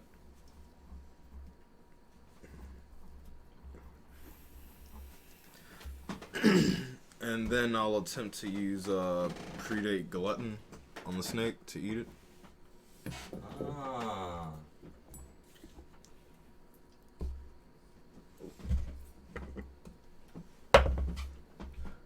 A 10. Hey. Wait, whoa, it was a D8. Oh, a All right, D8. yeah. Oh, no. The mix up. Well, I'm time to sorry. crack an 8. A 3. Oh man. So as you lunge at it, wow, a 1. You land on top of it. And as you slowly start to try to absorb it, right, and seep it into your body. The top half of its body, sort of spinning around, is going to rear up and get a direct strike attempt with a 1. So if you evade, I'll take the hit. right, I was gonna say it'll cancel the move you're doing, and so watching it come at you, you just lock eyes with it in that one moment, just realizing it'll try to let it know through pure animal instinct that it can bite all it wants, but it's not getting away. I'm the one that bites. So yeah, letting the strike hit you, it deals an even 1d4 damage. It deals 1 damage. Striking you, it reels its head back as its body begins to dissolve when it's inside of your mass. So it is and writhing around, and if you were watching, and Drum is able to see it because he is close enough, it is all snake all the way up to where it meets his body, and then all snake on the other side. But as he's dissolving the part that's inside his mass, you see the outside scales and then the skin start to wear away from it until it's just a skeleton and they're wiggling around. The one, Sheesh. So, but it is going to get one more strike on you as you finally, and I guess not to say a death throw, but it is going to try to do one more savage attack at you, dealing 1 more damage before its head flops over. It's dead, and you get another 3 a day predate move. Oh, damn, gotta make a whole nother page. I'll use this one. Let's go. Is that the first new page skill? Yeah. Nice, I dude. filled up the whole That's page right, of that's ones. right. Let's go. Bunch of skills. That's the way to do it, dude. Nice. I'm like the Kirby that keeps instead of immediately just squeezing the abilities away. Yeah.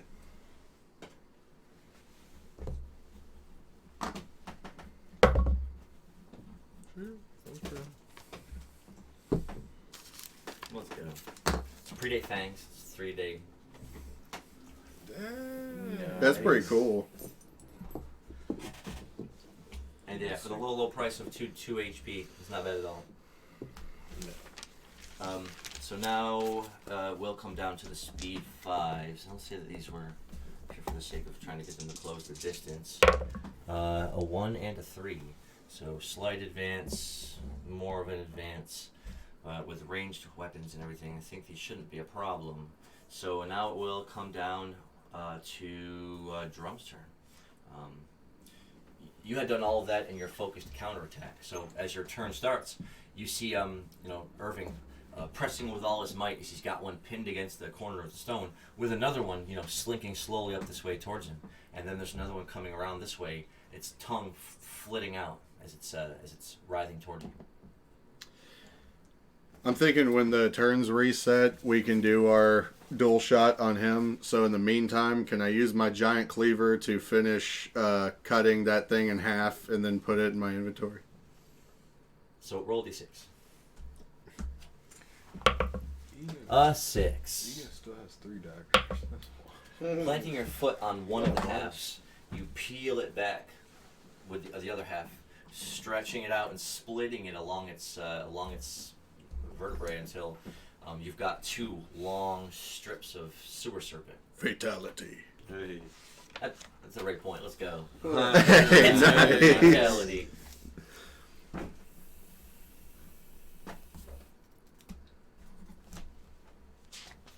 It was strips of sewer serpent? Yes. Okay. Snakes on the menu, boys. Oh, it's always on the menu.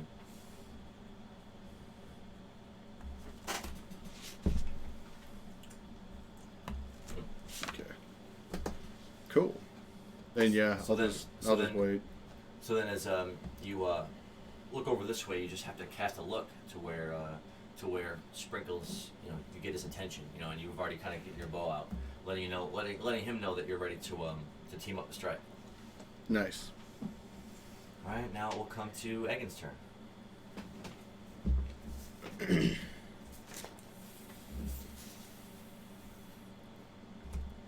I'm gonna. Bless you.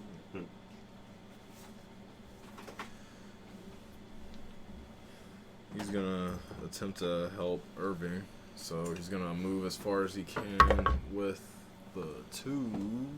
A 2 will get you right up to where you're kind of behind Oh him. no, Egan. Oh, Egan. I thought you were talking, I said Irving. Yeah, well, 2 is if you're going to just back up. Oh no, I was getting Egan to Irving. Why am I looking around?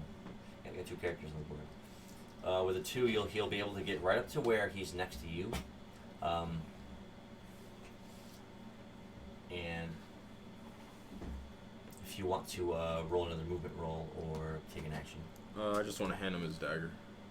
Oh, he's nice. next to me. Yeah, you just walk up next to you and you had it in his hand, so holding it out, he just walks up behind you. But not the one I equipped, but the one that was stuck to the snake he attacked. Oh, yeah. That was also a silver dagger, right? Mm. Okay. So he's got that silver dagger back and you still have one.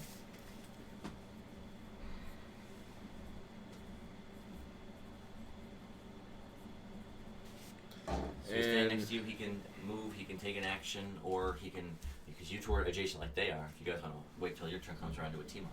I'll have him eat honey cake. Do honey cakes restore HP? They restore AP. Good day. Restores 1d4 AP.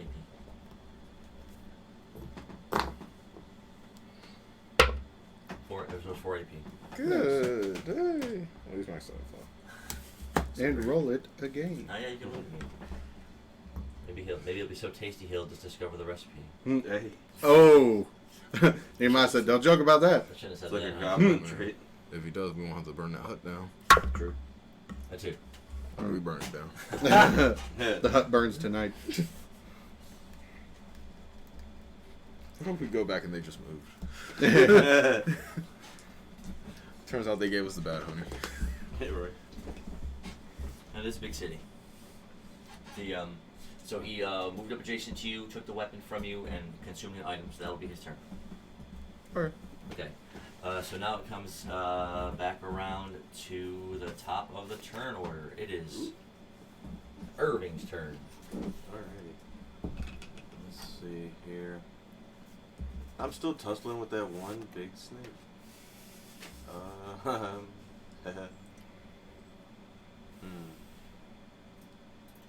You gonna- stabbed it and I'm cut gonna- it, and so it has taken some damage, but it's also gotten some licks on you too. I would like to take a little bit of time and try to grab my Typhoon dagger back up off the ground. Roll d6. We'll take up some of your turn. I just want to make sure I keep the. That's a 2. I might not keep it. So as you had it pinned up against it with your feet all the way back out for as much leverage as you can get, your legs were occasionally moving out this way and that, trying to keep your leverage. So you felt that you kicked it. So it must have skittered out a foot or two out in front of where you kicked it. So you have a general sense that it must be out a couple feet in front of you. But the snake's head is also right out here, sort of thrashing, trying to get at you while you're holding it. Okay. Do I still have my other shatter dagger? Yeah. Yeah, I want to take it and just kind of go onto its body. Okay. Roll a d6. The 3. A 3. 2s and 3s and 2s and 3s and 2s and 3s. Roll the 4. Jesus. The 2. So having to take one arm away to ready the knife, you do manage to stab it full on. The knife sinks in, right, and as soon as the earth magic trembles out from the dagger, like you feel the whole serpent visibly like tremble under the force of the magic. So then as you kind of, you feel like you got it in its neck or close to its head. So as you kind of move your hand off of it to like drag the blade this way, you do feeling it sink across his flesh as you got it sunk deep within his neck, dragging it away from his head down his body, right? Yeah. You can feel the hot, blood or spilling out of it, all pooling up around you on the floor. It shudders one more time as if it was going to rear up to bite you again, because its neck is all flayed out like it flops over dead. Good day. So Chicken beat snake. putting a hand out like this quickly, you feel around and you feel the blade in the hilt of your other dagger. So Nice. grabbing it, you're close enough now to where, and you have, you can hear it, its faint slithering motion now, realizing that the danger isn't over. You already steeling yourself for an attack. Roll a 2. It's my turn to roll 2.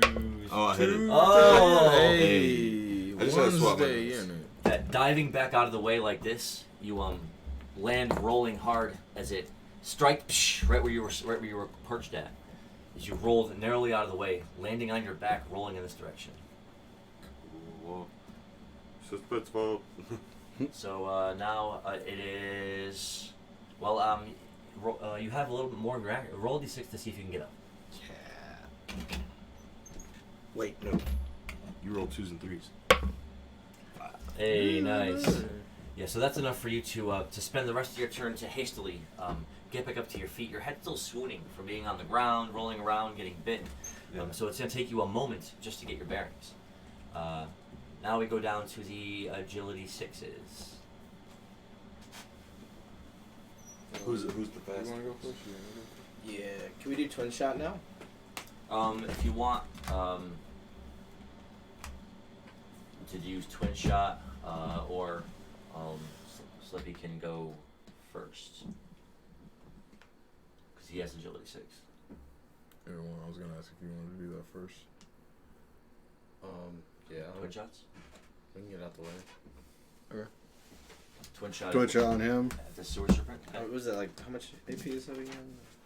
How much AP does twin shot cost? 2 AP. Yeah, 2 AP.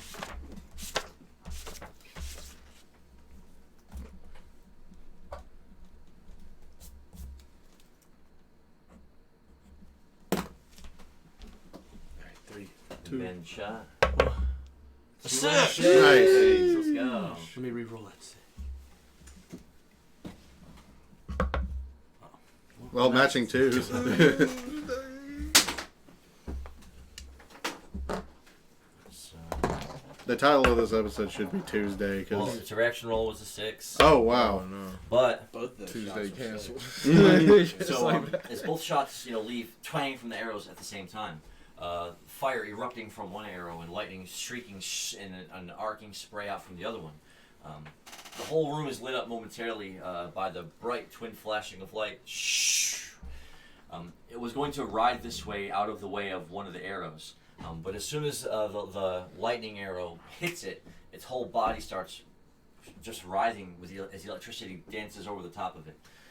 The fire one lands and almost kind of on the back part of its body, slamming into the fire, just lets out a brief gust of flame as soon as it hits it. So although it rolled a 6, it couldn't get out of the way of both attacks.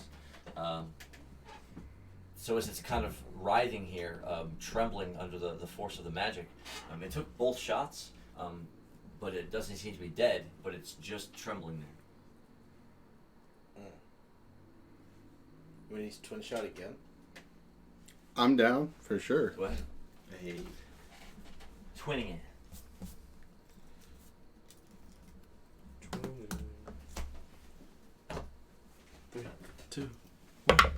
I got a 1. I got one. Oh No. One's the That's in the it. worst. That's So that- wild. So that twin shot, both shots definitely miss. You both fire the arrows at the same time. But 1 + 1 Halfway, is 2, as soon as they streak out of your arrows, it's again that same bright flashing of fire and the same of electrical magic. But the arrows strike each other halfway along their trajectory. As both arrows break, and there's a strange influx of magic. That looked kind of cool. Y'all out here warping reality. Calm down. Yeah. They just want to cross the beams. So the injured but not dead. This one is on its advance towards Irving. So now we're gonna come around to agility Can I 6. get any movement at the end of my turn? You did 2 attacks, so yeah, okay, a small. You can do a movement roll. Twin shot, and a 6. Oh. All right. Not done yet. Dang old combat rolls. So which way? I kind of wanted to go this way. Okay, that's fine right there. Go ahead, Slippy. I'm gonna use predate armor.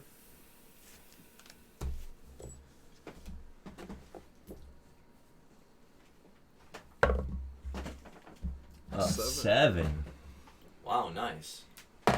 And so, there's a moment where lines, like little deep grooves, form all over your body, making it almost look like you have big circular pieces or plates over your skin. You then let out a brief "huh," and they all surge out a little bit from your body, hardening as your skin deepens in color. Can I still like move? Yeah, sure. I'm then gonna use predate dart to jump in the water. Oh, let's go. Hey. Mm. Hey.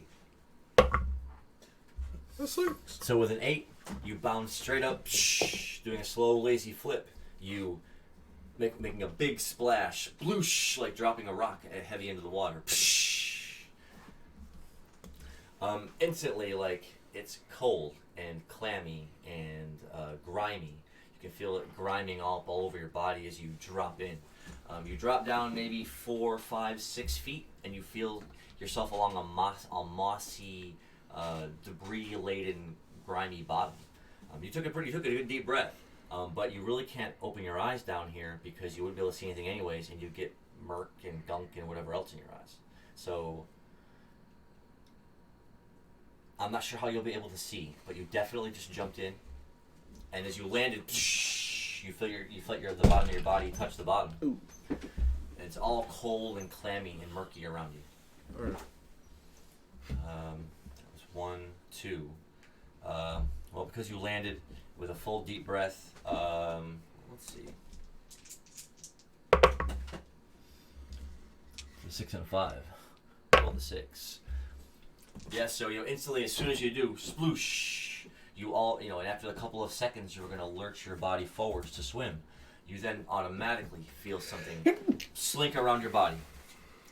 Around once and around again, attempting to constrict you and pin you close. But that's going to be the end of your turn. that's why I use predate armor. Yeah, that's smart. So now it comes to the agility 5s. So this one is going to try to shake its stun. Oh, well, it succeeds. With the arrow sticking out of the top of it and another arrow sticking out of the back of it, it's going to slither slowly around in this direction. It's going to be close enough to where Sprinkles is going to have to either step back out of the way as it's slithering closer to you with a 4. A second 4. Fours. It's 3 4s. Oh, The serpent, man. the serpent just upgraded himself from just slithering towards you to being able to launch a basic attack. Through a sheer rush of adrenaline or perhaps willpower, it burst itself from the floor, springing at you with a 4. Oh man. Use the willpower point. So I just have to roll the evade, I guess. Yes. Knock his 4 into a 3. Or better yet, a 2 Knock it today. to a 6. Oh, man. Let's go. Roll again.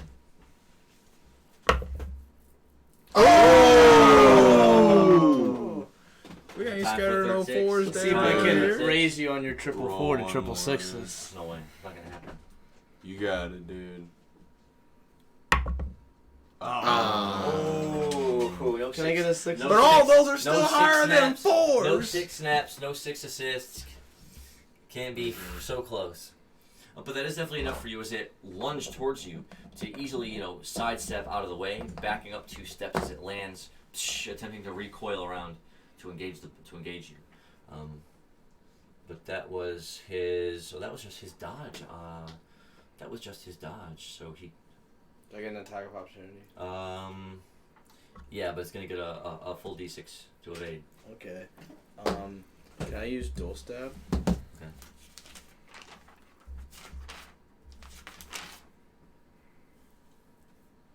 But what if you reached in and ripped it apart with the arrows that are already in it? And then just like 8 chunks of it off the arrows. Just to flex. Nasty. Like a Yeah, bomb. I'll use dual stab and I'll roll 2d6. Oh, I'm about to have snake kebab. Snake. Snake's on stick. Make sure that you They're all at the same time, or? Yeah. Oh, Let's go! That was wild. That's toxic. He's overwhelmed. Oh, good day. Let's see if I rerolled show. yeah, he was bad about you running that triple 4. So you go to leap at it with a dual stab, and it slithers straight forwards underneath your legs, but beneath you as you land here. The dagger's scraping across the wall. You turn just in time to see it already in the middle of its strike, so I'm going to give it a +1 as it's now going to lunge with an attack towards your back calf. It rolls a 6 + a 1. What do you mean by that? 2 6s. Stop Oh, the, no. Stop the math. Ooh. Somebody get some dice in their ballot. Man, you should never try to challenge that triple 4, man. Look what you do. Did I just roll a d6? Yeah, evasion roll. Oh! Whoa. He said he ain't Let's scared of see no it. 6s. He got 6s himself. Still got 1 6. That is enough, though, for as you swing around this way, its bite narrowly misses your calf as it lands in front of you, but now your back is up against the wall. Wait, didn't that one get a 7? Oh, it did hit a 7. So we'll What are say you saying? Why are you reminding me? as you spin around, you as you spin around, right, and it landed. You feel your back up against the cold stone wall. You're like, okay, and Drummer's already walking up behind it, with his scimitar out. So you're like, okay, I'm good. As you went to put weight on your feet, prepared to dodge, something hurts. You look around and you got a scratch on the back of your calf. Oh, man, you got to turn to his own. Thanks for reminding him, Nehemiah. Appreciate that. I ain't gonna be the only one taking damage. That's all I was doing so good to avoid it. Now, yeah, go ahead, Drum. Yeah. I was walking up to him. I got that scimitar ready to go. Yeah. I'll just take a swing at it from behind. I should should actually. Let's go. I'll give you a +1 on your d6. Cool. But I think I have enough to use that. 5 plus 36. 1 is a 6 on a 2. And so as Sprinkles was going to try to dodge out of the way, but he landed on his back foot and winced in pain, limping just for a moment. The serpent, preparing to take advantage to coil and strike, lashes out at you. But in that moment, you flip your scimitar around into a stab, and you drive it into the back of its body. So it lashes out just this far away from you in that last moment, or stopping short and landing in front of you. He has it pinned at the back quarter of its body with a scimitar into it. Go ahead and do a roll follow-up 10. Can I let the cat do the finishing blow? That'd be kind of cool. Go ahead.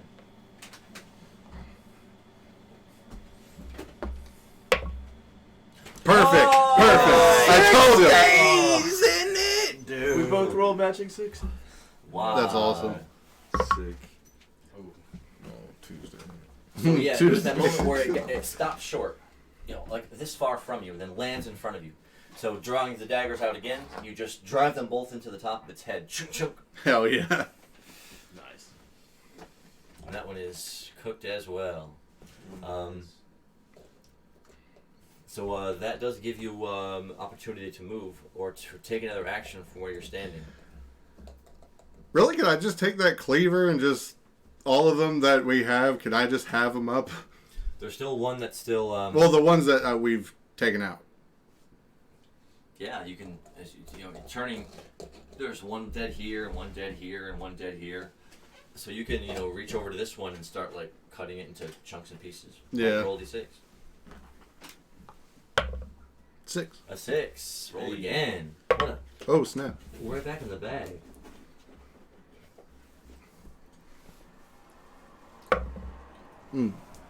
So yeah, as far as this sewer serpent on a 6, that's enough for you to make 8 thick chunks of snake serpent meat. Nice.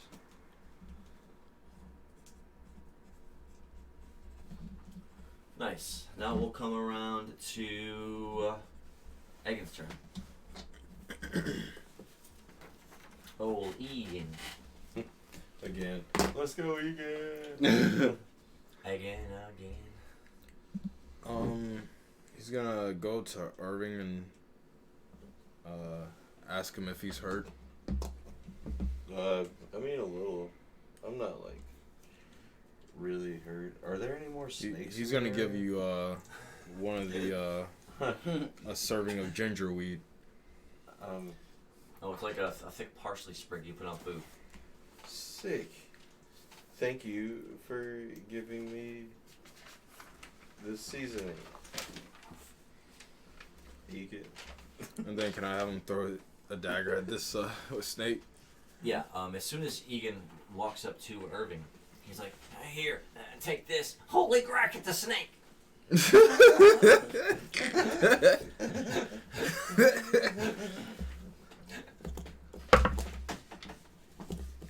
That's a 1. Holy crap, it's a snake. He just throws the knife at me. You hear his arm whistling as he throws the dagger. With a 1 on a 4, it goes over it, landing and skittering over here. Advancing closer now, it's going to do a coiled strike, and it's going to choose its target randomly. On highs, on a 4 or a 3, it's going to choose Irving. On a 1 or a 2, it's going to choose Egan. That's not like you're going to hit Egan. That's a 1. It chose Egan.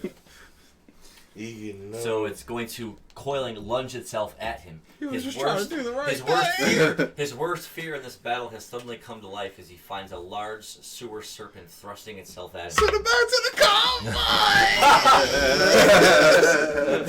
Send him back to the caravan in the middle of the battle. Egan, go! How do I even get back from here? Egan's just running really fast. The serpent rolled a 3 for its attack, so he has to roll to evade. Oh. A 3. Oh. It lands, Thursday. it lands on top of him, knocking him down to the ground. Now it's draped over him. Its slithering, scaling body, wet and heavy, writhing all over him. he lets out a.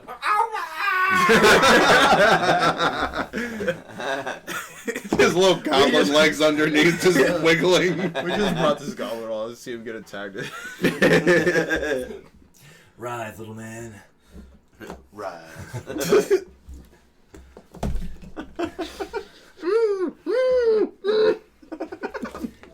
Any moment now, it may start coiling itself around him or biting him to eat him. Well, actually, it does land on him. So, yeah, we're gonna say as it lands heavy on top of him, he does have one dagger. Or does he have a weapon in him? He threw one. Does he have another dagger? He threw the one he had equipped. He has another serrated dagger he can use. So drawing the serrated dagger out, it's going to attempt to coil itself around him with a 1. Get him, Egan. You got it. A 6. Oh, there we go. Roll it Let's again. Oh, Bounces it that off. disrespect. Smacks him, keeps it on the one. The metal dice couldn't even knock it in there. He does sink it deep into the snake's side, right? Oh, he's trying to chop it.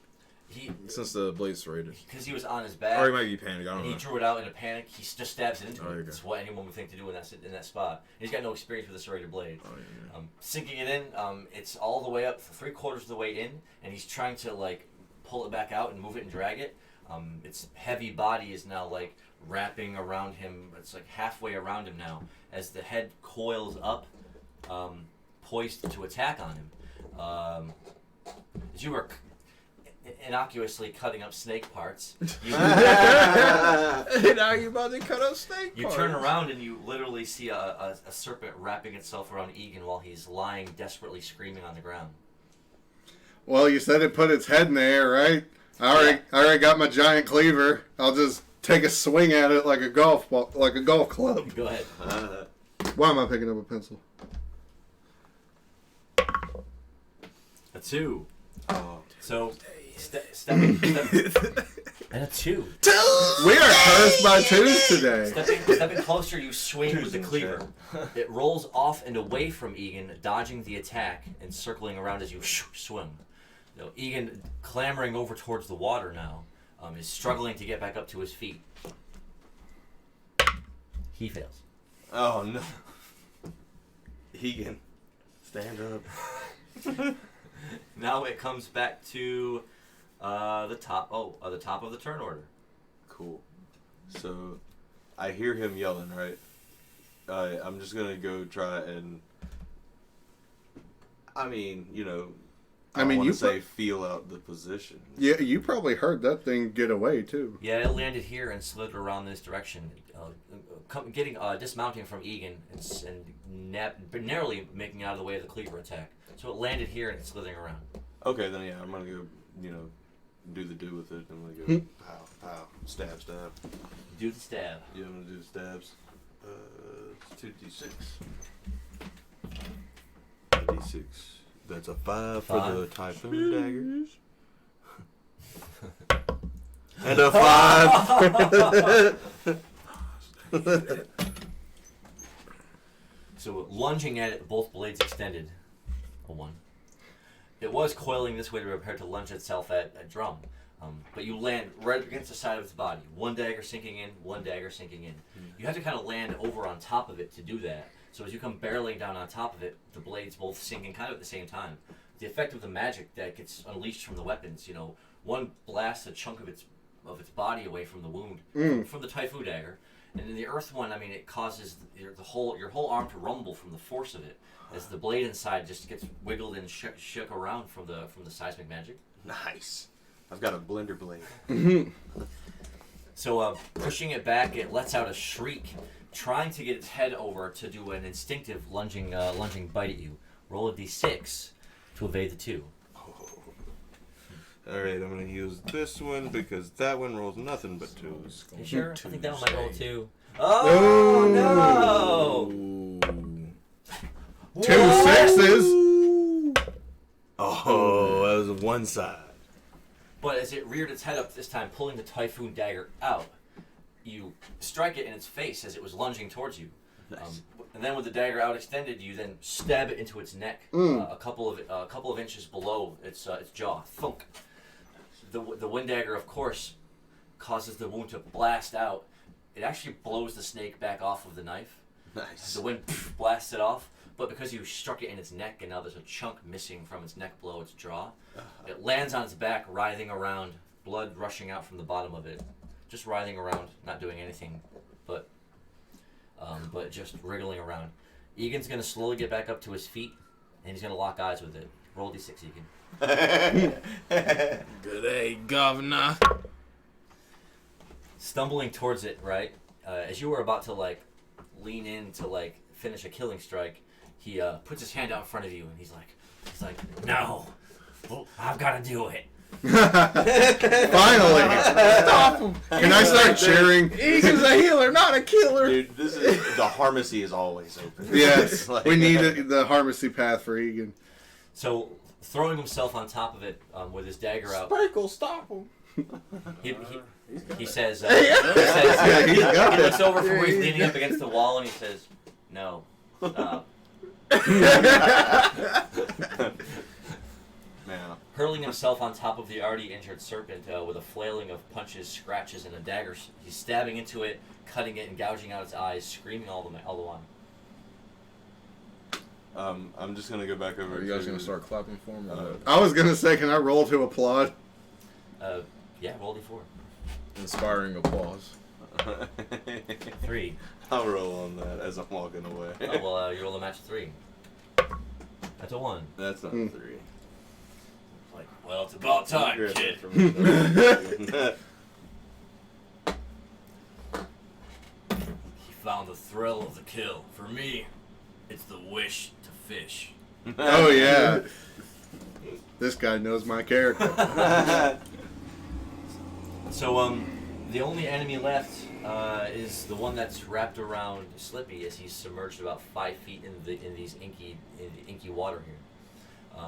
It's got its body wrapped around you, and you've got quite a bit of breath still, but you felt it kind of try to strike out at you.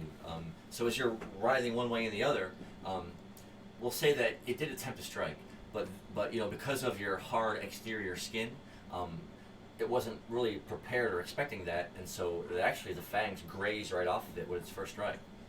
Go ahead and take an action. I wanna like grab it and then jump out of the water. So it is wrapped around you tightly. Okay. So if you let yourself settle and sink, you can feel it's mostly thick moss and dirt and debris on the floor of this, but you feel your body resting up against it. Are you going to use a move to go straight up?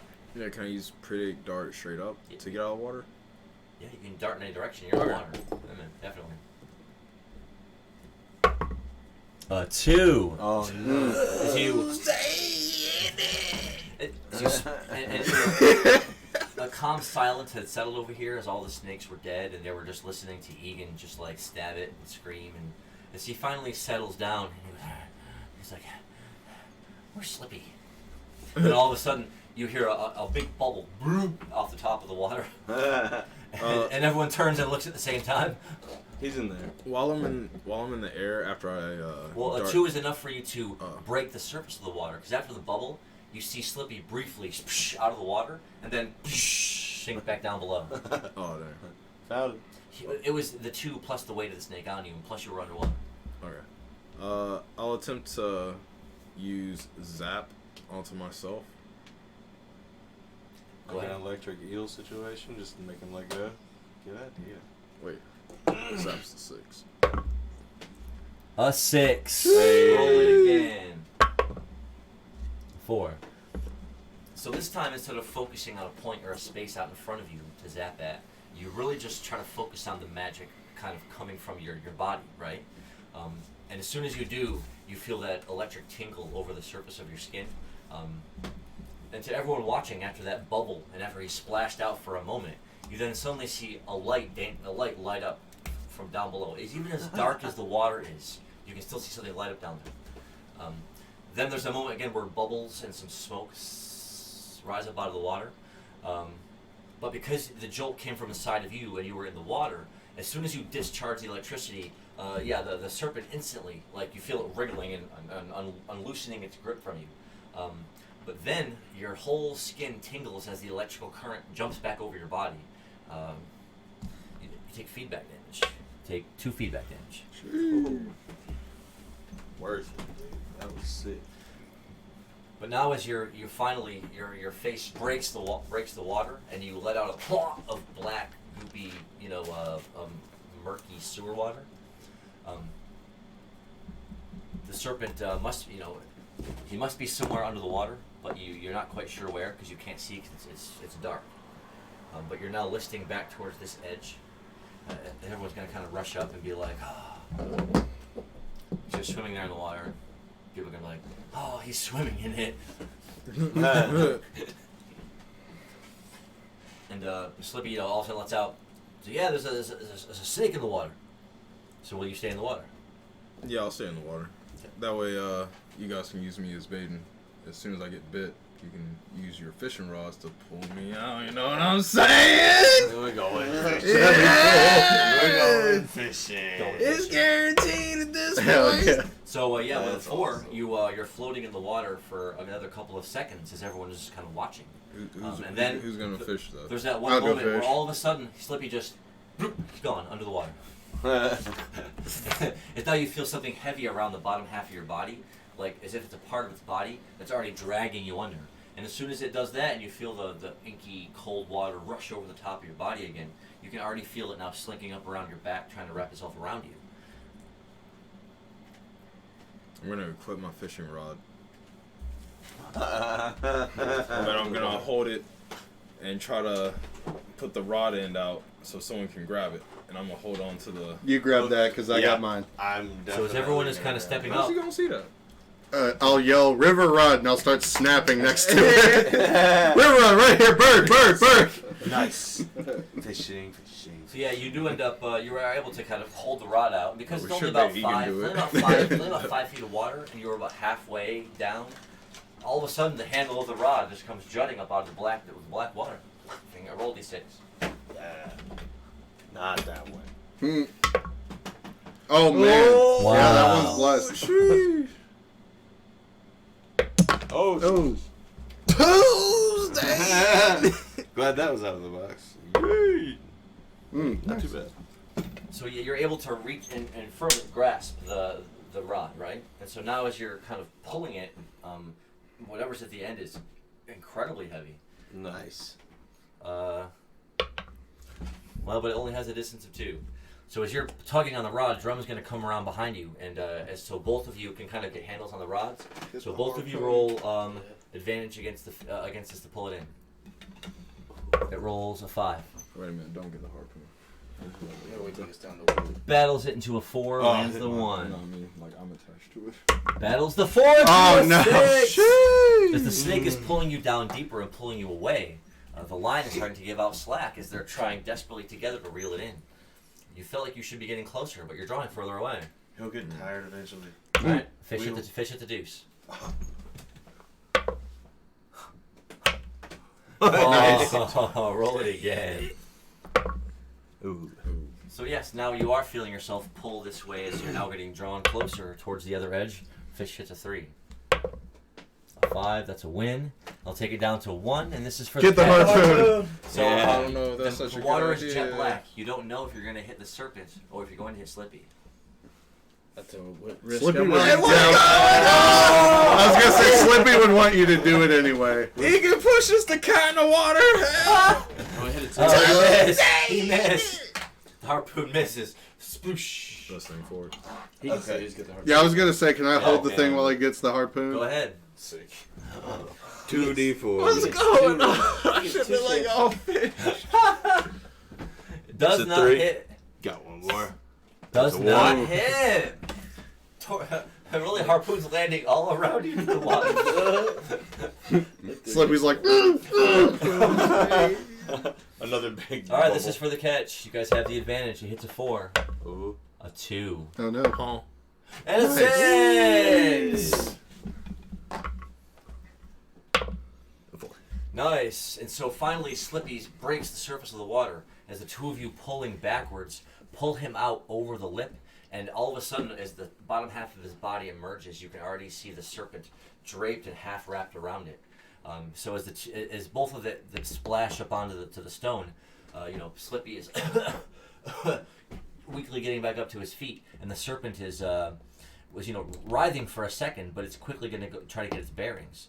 But then it will come down to either being Irving or Drum's turn. Stab. Yeah, I was gonna say I still have my giant cleaver. I'd like to get to filleting. Both of you roll to attack it. A 2 No. and a 5. No. 5 and a 4. So it slithered this way as you kind of went towards it to try to do a stab or a slice. As you walk kind of right past it as it slithers around, but because it was not trying to go back into the water, trying to get towards one of you, it gets closer to Drum to where, holding the cleaver out, you try to get one hacking slash at it. It was going to rear its head up, and you do end up getting a cut right across the front of its face. It cuts it, and it hisses, reeling back, which does damage but doesn't kill it. Because Irving is kind of closer on this side, it's then going to whip its head around in a fang strike. A 4. Let's roll. 01. Should have stuck with the blue dice. Yeah, I know that now. Thank you, bud. So you thought for sure it was going to hit you, but it did this number, and you were there with your arms out like this. Boom, boom, heavy right into your forearm. 2 fangs, 6 damage. Eesh. Let's go. Is it my turn? Yes. It's still sunk into my arm. Yeah. I'm just gonna start pecking at it. I mean, because I still have my cleaver. Just sling it at me, and I'll hit it in the air.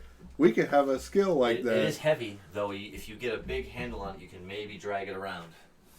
That'd be kind of cool. Just saying. I mean, if it's on your arm, give it the people's elbow. That'd be awesome. Yeah, can I just flap my wings and jump up high and then come down on it with an elbow? Sure. Nice. That's great. Where's my face? I'm just blind. Yay! So, dropping your hand like this, its fangs come out, and it goes to land on the floor at your feet. Hopping up into the air, you try to flutter your feathers out, but because you're against the wall, this wing hits it and almost kind of doesn't do the flap and almost pushes you awkwardly off to the side. The elbow that comes down hits it across the back of its head, but it isn't the sharp point of your elbow, more it's like the back of your arm. Slamming into it. You're sure you damaged it, but now as you're kind of on top of another serpent yet again wriggling with it underneath you, Drum is just standing over you like, this bird loves to play with snakes, doesn't he? Yes. Oh, yes, he does. So will anyone else want to come around to give an opportunity to assist? Sprinkles or Slippy? Yeah. There is one more serpent that he fished out of the water. Although technically you fished it, and so Wait, yeah. you fished it and you caught it. So as opposed to it striking and fighting you, will you just capture it? I'll take it. I'll put it in my fishing page. Okay. So as soon as you walk up to it, right, and it was like rising to attack you, like it was savage and fangs thrashing out, like you can feel the blood welling out of the wound. But he just kind of walks up to it and pulling his inventory out. Wait. I mean, you did fish it.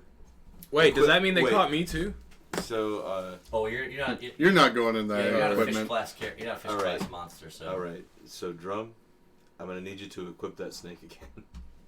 Okay. I will hold the snake. Can he equip it out of his So inventory? once you put it in inventory, it's no longer really a living thing. Okay, cool. That's what I just wanted to make It's sure. just the snake's body. Well, it's in there. Just didn't want it to slither its way out while Yeah, we were no. sleeping or something. So that was 7. That was 7 sewer serpents. So everyone gets 49 experience.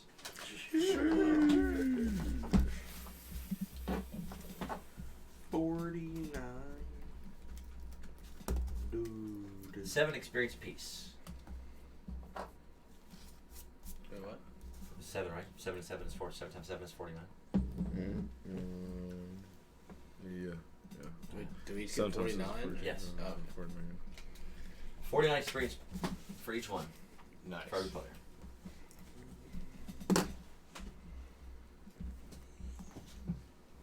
awesome. Can I like go around and harvest the fang?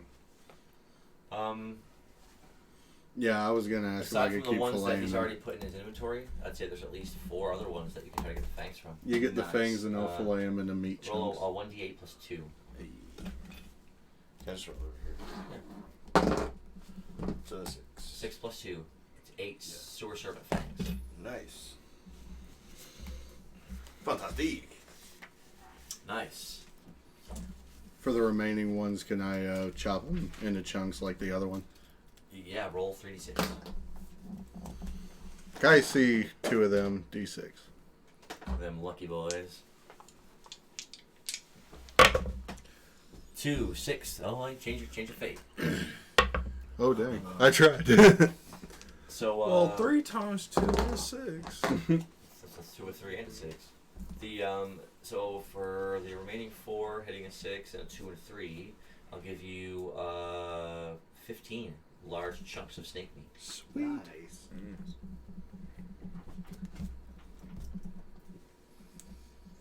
I now have 23 chunks of snake meat.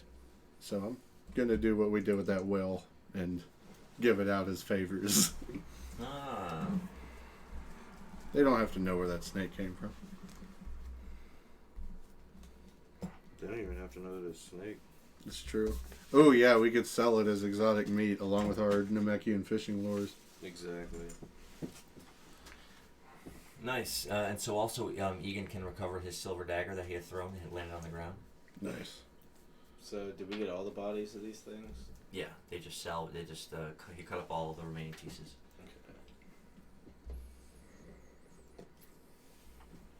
And what a battle. So, Yeah, that was fun. Yeah, some fishing. I was going to say, the water's right there. say if there's anything else that was going to come out of the water, maybe it already would have come out, but you can. It is Only one way to find it is a out. small section of water, about 5.5 feet deep, and it's about 20, 40, 60, about 60, 70 feet long. I was in there.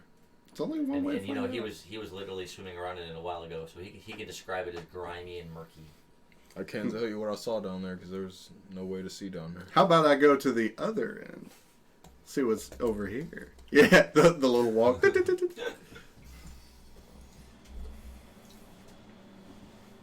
Oh yeah, for this also it'd be a D6 because of the size of the. All right, cool. Well, I'll pull out the river rod and I'll get to fishing. Nice. 3 plus a 2. So, dropping it in, it sits there for a second, and then a minute goes by, and then another couple minutes as everyone is kind of looking around the room, checking stuff out. I gotta ask Egan if he has a healing herb I can get. He does, right? Yeah. There you go, Slippy. So after a while, you feel like the hook is kind of in the corner over here, so you go to kind of reel it in and set it and pull it back, but it's kind of stuck on something. Well. It's kind of caught up a little bit. Can I just like hold on a little bit more to try not to damage it? Roll D4. 3. So yeah, as you walk around this way, kind of pulling and tugging on it, it eventually does kind of give. And as you kind of get to drawing it, it was, we'll say what comes out must be, it's a sort of an oval shaped thing like this with black gunk and murk and grime all over it. As you draw it up, you realize it's kind of slimy. As you look inside of it, you can swear you see something moving around in there. It's just a sewer serpent egg. Oh, that's awesome. Yeah, I'll keep. Should I put that in equipment or my fishing page? It's, it could be an item or in the fishing page. Did you pull that out with a fishing rod just now? I did. I guess that should go with the fishing page. You should no. You should do it again. No, we should cook 'Cause up if that it's egg more- so we can have some omelets. Hey. Swamp snake. Yeah, I'll put the egg in my equipment. Nice. You gonna raise it? I mean, That it's would be got. sick for a dark mage. That would be pretty cool. With my dagger, Then I would have carve into then both the of wall, my characters would have snakes. Yeah. a message that says snake soup. Yeah, roll a 1d10.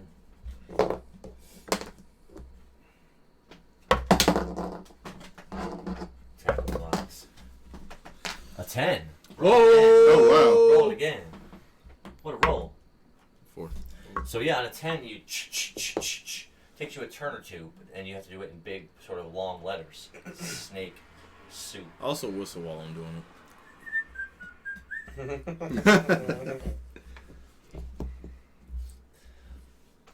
Damn. Oh, then roll the 8 for the 2. I'll try to whistle the tune of the approach, and I have you can try to match it with me. A 6. A 1. Man, that boy trash. His body's still trembling with adrenaline as he's thinking about this, the battle that just happened. I can't play music right now. Oh, hold on. Yeah, maybe next time you won't be scared of a tumbleweed in the desert. I want to use Calm Heart on him. 1 AP and 1 D8. What a nice guy. Push him in the water. That's an Oh. Beautiful. Roll Nice. again. So walked up behind him. He put a hand firmly on his shoulder. He said, "Be still, my friend. The battle has subsided, but never let the battle quell that lives deep within your heart." That's epic. That's pretty good. See, I'm cool. Alright, now push him in the water. Yes. So he Get down, just softly puts his hand on his shoulder. Egan, my friend, you need to just be calm. Villain arc starts here. the calm heart technique definitely has an immediate effect as he kind of visibly relaxes. He's like, "Yeah, I'll be ready for the next one." Nice. Character Did you development. get him the experience too? The 49 experience? He is now at 149 experience. Nice. Nice. He's moving on up. Wow, let's go. What a grind. What a grind. I'm at 635. I'd also like to read the room after I finish writing snake soup on the wall. Okay.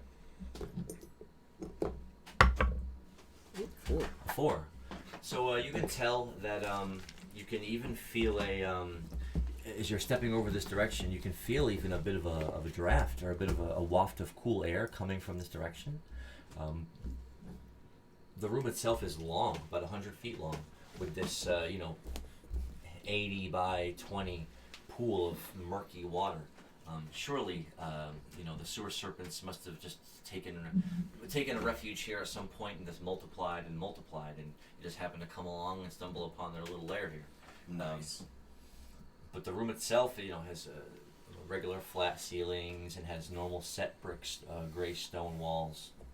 There's moss and bits of water and bits of grime all over the stone floors. With the way you came in this way, again, another way you could go in this direction. The way I see it, we've taken care of all the snakes in here. We could attempt to use this place as an area of rest, or we can keep moving forward. I was kind of thinking the same thing about using it as an area of rest. So you did notice a draft coming from that direction. So we're rolling into the same thought. So just go ahead and go. Would Irving notice that draft? Yeah, but you were on this side of the room, so as everyone comes closer to where this side of the room is, you can get closer and you can feel it right away. A briefest ruffling of your feathers. Yeah, I'm definitely just going to follow that. I know Irving would probably follow that. I'll start playing the approach. Nice. Roll 1d8. Whoa! I got it. That's for you. 7. Hey. Nice. So it's a bit of a narrow hallway that immediately turns this direction, right? And then there's only about 8 foot of hallway, and it breaks out into another thin room where it's got those grooves along the sides, and it's this stone here has some moss and green on it here and there, but it's relatively dry, and you can hear the water running underneath the floor of the stone as you're walking over it, and it's only about 30 feet long. And as soon as it arrives at the end of that, you can feel even more air sort of wafting around the corner in a draft. As you turn and look, It's another one of those circular ventilation rooms, like what you had seen before. And then it's circular with a high arcing domed ceiling with thick black lines along the top. And it does have what looks like a doorway, not doorway, but an opening that leads to a stairway leading down. And then straight ahead on the other side of the room is another hallway. But because there's no water in here and it's more of an air-like ventilation room, it's cool and it's drafty in here. The stone floor has the evenly set bricks, wide and flat. It's a whole wide, flat, circular area. So there's an entranceway from where you just come. I'll draw it out here to give you entranceway you would just come. It's a bigger room than the last one that you had been in, as far as a circular ventilation room. It's a lot bigger. And there's an entranceway out this way, and there's